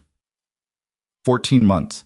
She had spent 14 months thinking this was about Morrow's wounded ego over a training report. She had been right about the mechanism and completely wrong about the scale. What happens now? She asked. I make calls, Harwick said. Above my level, tonight. He met her eyes. This is no longer an Article 7 investigation. This is a flag officer inquiry, which means the jurisdictional authority changes and the pace accelerates. I need everything you have that connects you to that denied area operation. Dates, personnel contacts, any documentation you retained. I have dates, she said. The operation was classified. I don't have documentation. The dates are enough to establish the timeline. He looked at her steadily. Vasquez, I want to be clear about something. What happens next involves very large institutional machinery that moves on its own schedule and doesn't particularly concern itself with individual comfort. You're going to be interviewed multiple times. Your record is going to be examined by people at several levels. This is going to take weeks, possibly months, and during that period your status here will be in administrative limbo. I understand. I want to make sure you understand that the outcome, the correct outcome, is not guaranteed to come quickly. Nothing correct has come quickly, she said. That's not new information. He held her gaze for a long moment. Then he nodded once, with the particular quality of a man who respects a specific kind of steadiness. The documentation from your file, he said, the operational history. I'm going to recommend tonight that it be fully declassified and restored to standard visibility. He paused. It should never have been flagged. No, she said. It shouldn't have. She left the command post and stood in the corridor and breathed. The calls Harwick made that night produced results that moved faster than she had expected, which told her that what he had found in the relay log was something that people above him had already been watching for from a different angle, that Carver's office had been under some form of scrutiny that the Article 7 had now intersected, producing the specific institutional momentum that occurs when two separate inquiries suddenly discover they are looking at the same thing from different directions. She learned this not from Harwick directly, but from the quality of the activity around her over the following 36 hours. The additional personnel who arrived at Callaway Ridge without explanation, the secure communications traffic that ran through the command post at hours that suggested urgency. The specific way Briggs moved through the hospital on the second day with the compressed focus of someone who was managing more information than she was releasing. Rourke told her what he could, which was limited but indicative. Carver is on administrative hold, he said, on the morning of the second day. His office has been placed under review. Is he cooperating? That's above my level to know. A pause. But Harwick's team was on a plane to the National Command last night, which means the conversation that matters is happening somewhere other than here. She processed that. Morrow? She asked. Formal charges are being prepared. The training incident, the suppression order, the obstruction of the Article 7. That's 3 separate violations. And with Carver's office under review, the suppression charge carries implications about what Morrow knew and when. Rourke looked at her. He's not going to walk out of this. She nodded. She had known, somewhere under everything else, that Morrow would face consequences. She had just spent long enough inside a system that delayed those consequences to stop assuming they would arrive on any particular schedule. Knowing it was happening and feeling the weight of it landing were two different things, and the weight was strange, not satisfying in the simple way she might have imagined 14 months ago. More complicated than that. She had wanted accountability, not destruction, and there was a version of Morrow who had been a functional officer for years before the choices that brought him here. And the distance between that version and the man who had grabbed a steering wheel to prevent a specialist from doing the right thing was a distance she didn't fully understand and wasn't sure she needed to. Holloway's cooperation had resulted in a formal administrative sanction, not removal from command, but a documented reprimand, a mandatory review of his tenure at Callaway Ridge, and a flag on his record that would follow him through every subsequent posting. She heard about it from Aldridge, who delivered the information with the dry precision of a man reporting a weather pattern. He'll be reassigned, Aldridge said, in approximately 60 days. I know, she said. Aldridge was quiet for a moment. My anomaly report, he said. I want you to know that it was not. I didn't submit it because the situation made it safe. I submitted it because it was correct. He paused. I should have submitted it 14 months ago, and I didn't, and I'm not asking you to absolve that. I'm not, she said simply. But you submitted it when it cost something. That's worth something. He looked at her for a moment with the expression of a man who had received more honesty than he expected and wasn't entirely sure what to do with it. You're a good trauma specialist, he said. The best we've had here since I've been in this post. Thank you. I'm also going to recommend you for a role that actually uses your qualifications. He said it like a statement of administrative intent rather than a gift. That recommendation is already drafted. I know, she said. Rourke told me. Something shifted in Aldridge's expression. Not offense exactly, more the mild surprise of a man who had been scooped. Rourke told you. He mentioned you'd been to see him. A brief silence. He's thorough, Aldridge said. Yes, she agreed. He is. Peterson was discharged on the 4th day.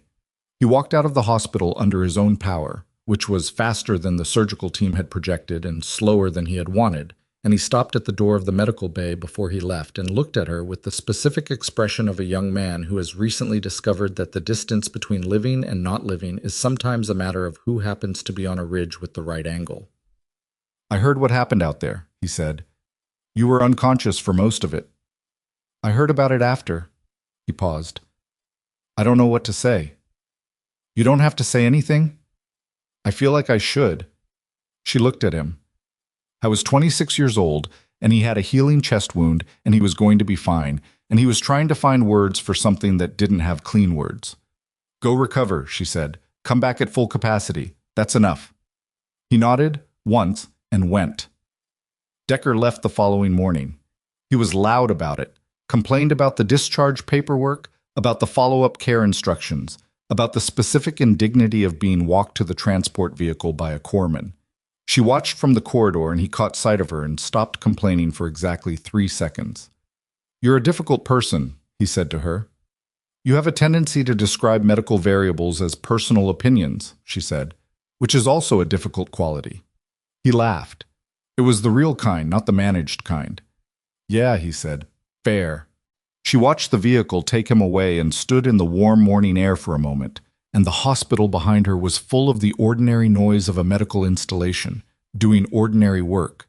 And somewhere in the National Command structure, a flag officer's office was under review, and a lieutenant colonel was facing formal charges, and a suppressed file was being restored, and none of that was visible from where she was standing. It was all just air and light and the sound of the hospital.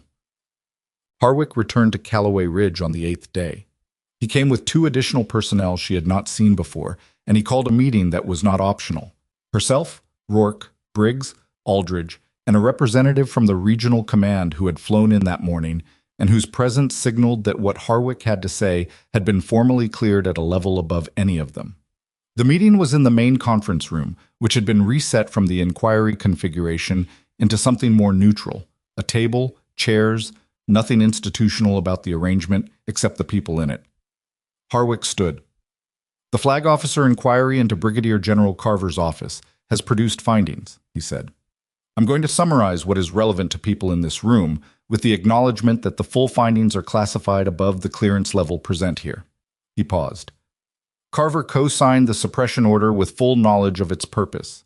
His motive was, as assessed, connected to the denied area intelligence collection operation from 4 years prior, specifically the concern that a fully visible, active-duty officer with direct knowledge of that operational period represented a potential accountability risk. He looked at his notes. He is being formally removed from his position effective immediately. A military disciplinary board has been convened. The specific charges will not be detailed here, but include abuse of administrative authority, obstruction of a federal investigation, and several additional counts related to the original contracting irregularities that his office failed to act on 4 years ago. The room was very quiet. "Lieutenant Colonel Morrow," Harwick continued, "formal charges have been filed. His cooperation with the investigation has been limited, which will be reflected in the disciplinary outcome. The training incident, the suppression mechanism, and his presence on this base during the investigation period are all documented. The board will convene within 30 days. He looked up. He will not return to operational command. He turned to face her directly. "Lieutenant Nora Vasquez," he said, "your personnel file has been restored to its complete and accurate state. All administrative flags have been removed. Your combat medic certification, your marksmanship qualifications, your special operations attachment history, and your full operational record are now fully visible and current." He paused. "The regional command has initiated a formal review of your operational designation with a recommendation that it be updated to reflect your actual qualification level and experience. That review is expected to be completed within 14 days. She sat with that for a moment. It was a clean, factual recitation, and it was true, and it covered everything that should have been visible for 14 months, and it was delivered in a conference room with witnesses, on the record, by an officer who had no stake in the outcome other than getting it right. Additionally, Harwick said, the engagement in Canyon Bravo has been formally reviewed by the Special Operations Command. Commander Rourke's authorization has been upheld as operationally valid. Your actions during that engagement, the fire suppression, the field trauma care, the tactical coordination, are being formally recognized. He opened a folder. A commendation for valor under fire has been approved and will be formally presented at a ceremony to be scheduled within the next 30 days. She looked at the table. Not because she was overwhelmed exactly, more because the feeling was complicated and she wasn't entirely sure what her face was doing, and she preferred not to find out in a room full of people who were already paying close attention to her. Rourke was looking at her. She could feel it without seeing it. He had the quality of someone who had learned to not look away from things. "Thank you," she said to Harwick. It was inadequate, and it was what she had. "Thank you for the documentation," he said. "All of it. 14 months of contemporaneous records is what made the timeline irrefutable." She nodded. The meeting concluded with logistical details, paperwork timelines, the review schedule, the commendation ceremony date. And people filtered out until it was Rourke and Harwick and her in the room. And then Harwick excused himself with the tactful precision of a man who could read a room. She and Rourke sat across the table from each other in the quiet. "You knew this morning," she said. "You knew what Harwick was going to say." "I knew some of it, not the Carver detail. But enough. Enough." He looked at her. "How do you feel?" She thought about how to answer that honestly. Like it took too long, she said, and like if I'd been louder earlier, it might have moved faster, except it probably wouldn't have, because the mechanism that kept it buried was sophisticated enough that being loud would have just given them more surface area to push back against. She paused. And like I'm glad Peterson is going to be fine, and Decker is going to complain his way through 3 weeks of recovery and come back at full capacity and be exactly as annoying as he is now. A pause. Those things feel more real than the commendation. Rourke was quiet for a moment. The commendation is real, he said. I know it is.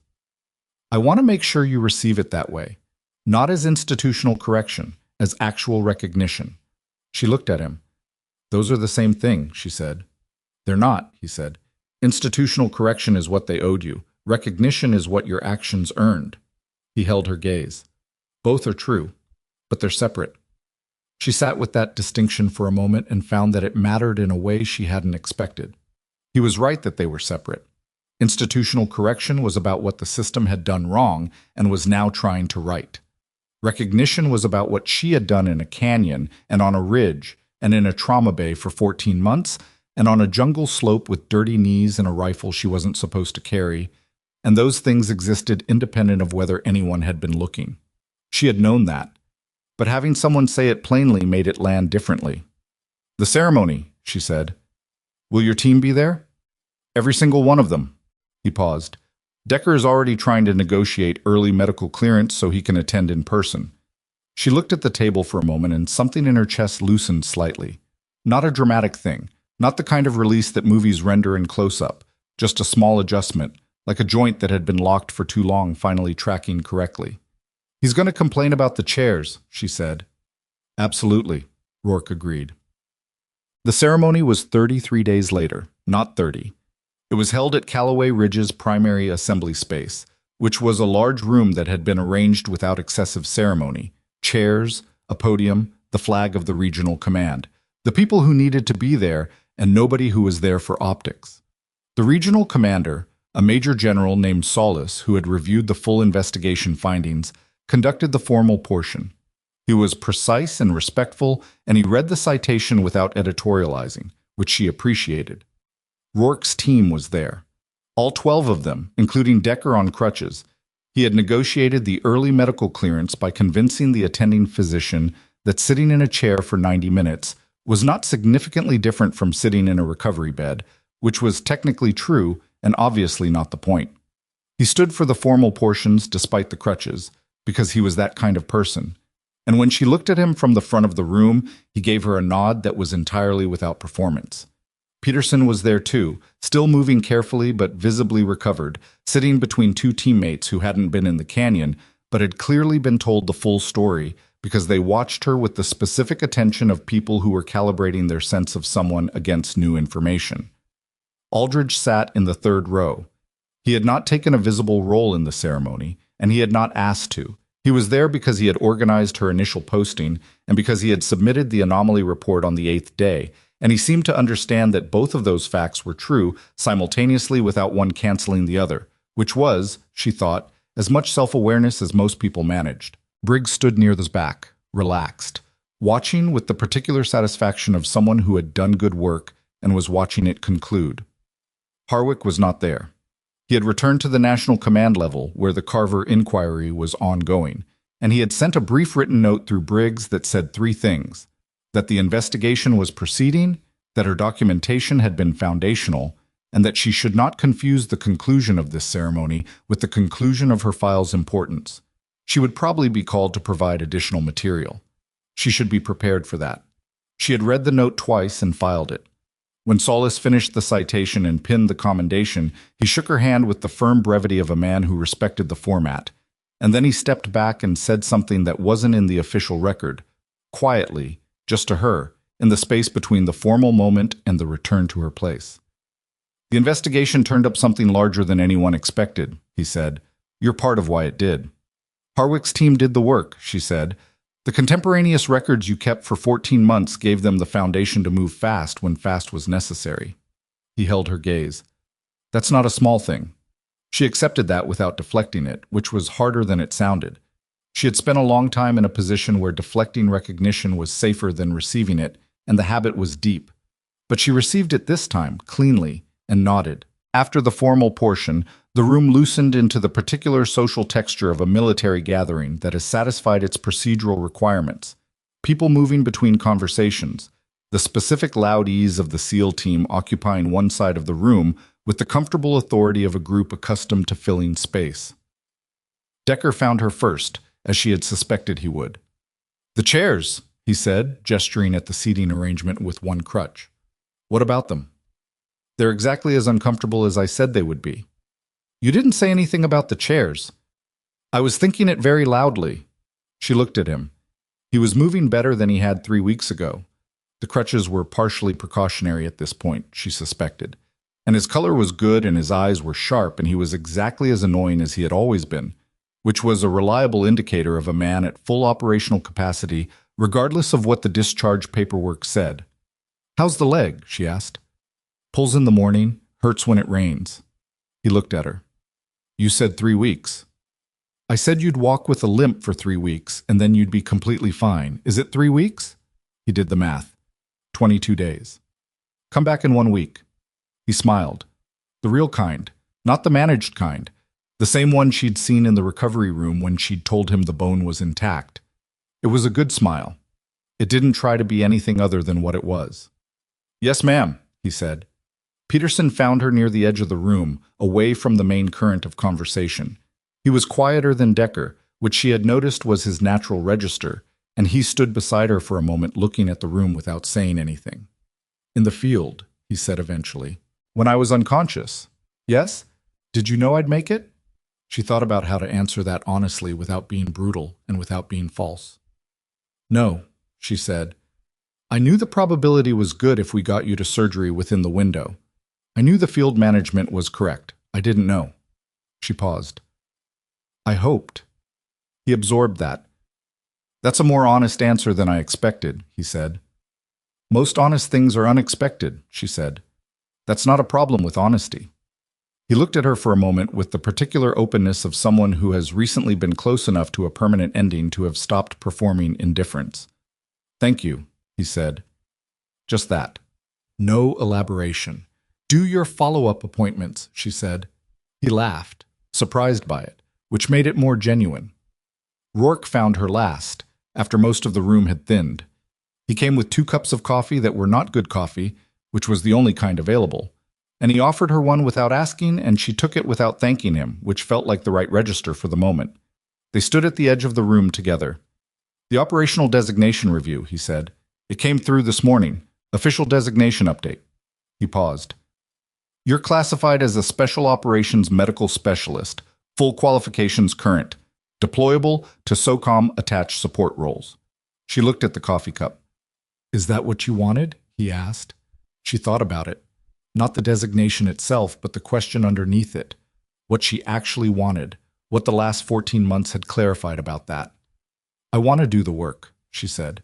"The actual work, at the level it actually requires, without the performance of being less than I am." She paused. "Whether that's in a canyon or a trauma bay, it's the same work. You make the best decision you can with what you have in the time you have, and then you do it as well as possible." She looked at him. "I don't need it to be visible. I need it to be real." He was quiet for a moment. "It was always real," he said. "I know," she said. "That's the thing about it. The 14 months in that trauma bay, the work was real the whole time. Peterson's chest wound was real. Decker's muscle pack was real. The decisions were real, and they were right, and they mattered whether or not anyone with authority was looking at them with the correct frame." She paused. "Being buried doesn't make a thing less true. It just makes it less visible." Rourke looked at her with the directness she had come to understand was his natural register, not performing attention, but actually paying it. "You're going to be asked to serve in a forward support role," he said, "attached to a special operations element. The request is already in the system. It came from my unit command." He paused. "I didn't file it to be doing you a favor. I filed it because you're the best medical specialist I've seen operate in a field environment, and because my team trusts you and because you make decisions correctly under pressure." Another pause. "But if you want to stay in the hospital—" "I don't," she said. "Okay," he said simply. They stood in the thinning room and drank bad coffee.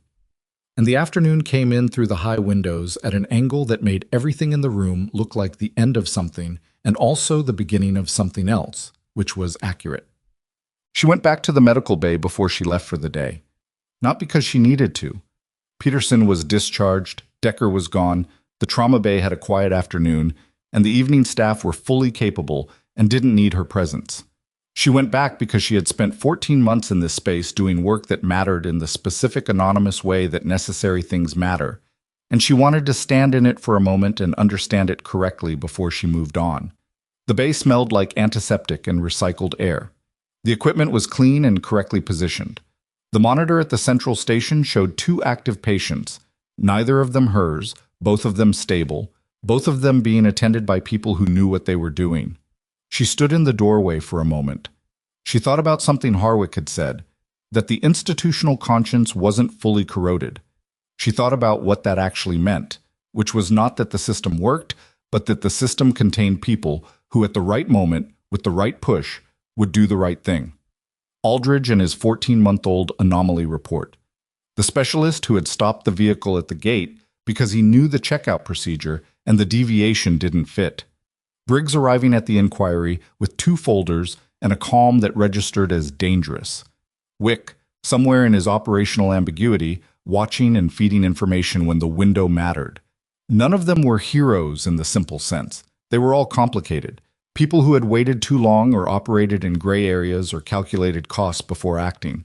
But at the critical moment they had made a choice, and the choices had accumulated into something that worked. She had been angry about the waiting. She was still angry about the waiting, in the way that anger about injustice doesn't fully dissolve just because the injustice is corrected. It metabolizes into something else, something quieter, a kind of knowledge about how long things take and what keeps them held in place, and what dislodges them. What she knew now, that she hadn't known with the same clarity 14 months ago, was that the thing holding the burial in place had never been her weakness. It had been specifically and carefully constructed to look like her weakness, to make the suppression appear to be administrative management of someone difficult rather than what it was, which was the institutional protection of people who had done things they didn't want examined. She had not been difficult, she had been accurate. She had filed a medical advisory report because the heat exposure risk was real and 3 soldiers had collapsed. She had been transferred because the report was inconvenient. She had arrived at Holloway Ridge and done excellent work with no acknowledgement, because excellent work done by someone who has been designated invisible is still invisible. She had gone into the jungle on a medical reconnaissance mission and found a SEAL team walking into an ambush and made a decision in 3 seconds that 14 months of being underestimated had not changed one thing about her capability. She had not been made less by being treated as less. She had just been less visible. There is a version of this story where the person who is buried stays buried, where the Article 7 doesn't happen, where Harwick isn't thorough, where the relay log isn't recovered, where the specialist doesn't stop the vehicle at the gate. There are 14 different points at which the outcome could have been different, and she was aware of all of them. She was not going to tell herself that the right outcome was inevitable, because it wasn't. It required people choosing correctly at specific moments under specific pressures, and those choices were not guaranteed. But she had made her choices correctly the whole time. In the training exercise report, in the trauma bay, in the jungle, on the ridge, in the conference room, in the documentation she submitted to Harwick. She had not changed who she was to survive the burial. She had just kept doing the work. That was the thing she would carry out of this. Not the commendation, which was a piece of paper with significance she respected, but would not confuse with the thing it was supposed to represent. Not the designation update, which was a bureaucratic correction of a bureaucratic error. The thing she would carry was the knowledge that 14 months of invisible, accurate, real work had been the ground underneath everything that followed.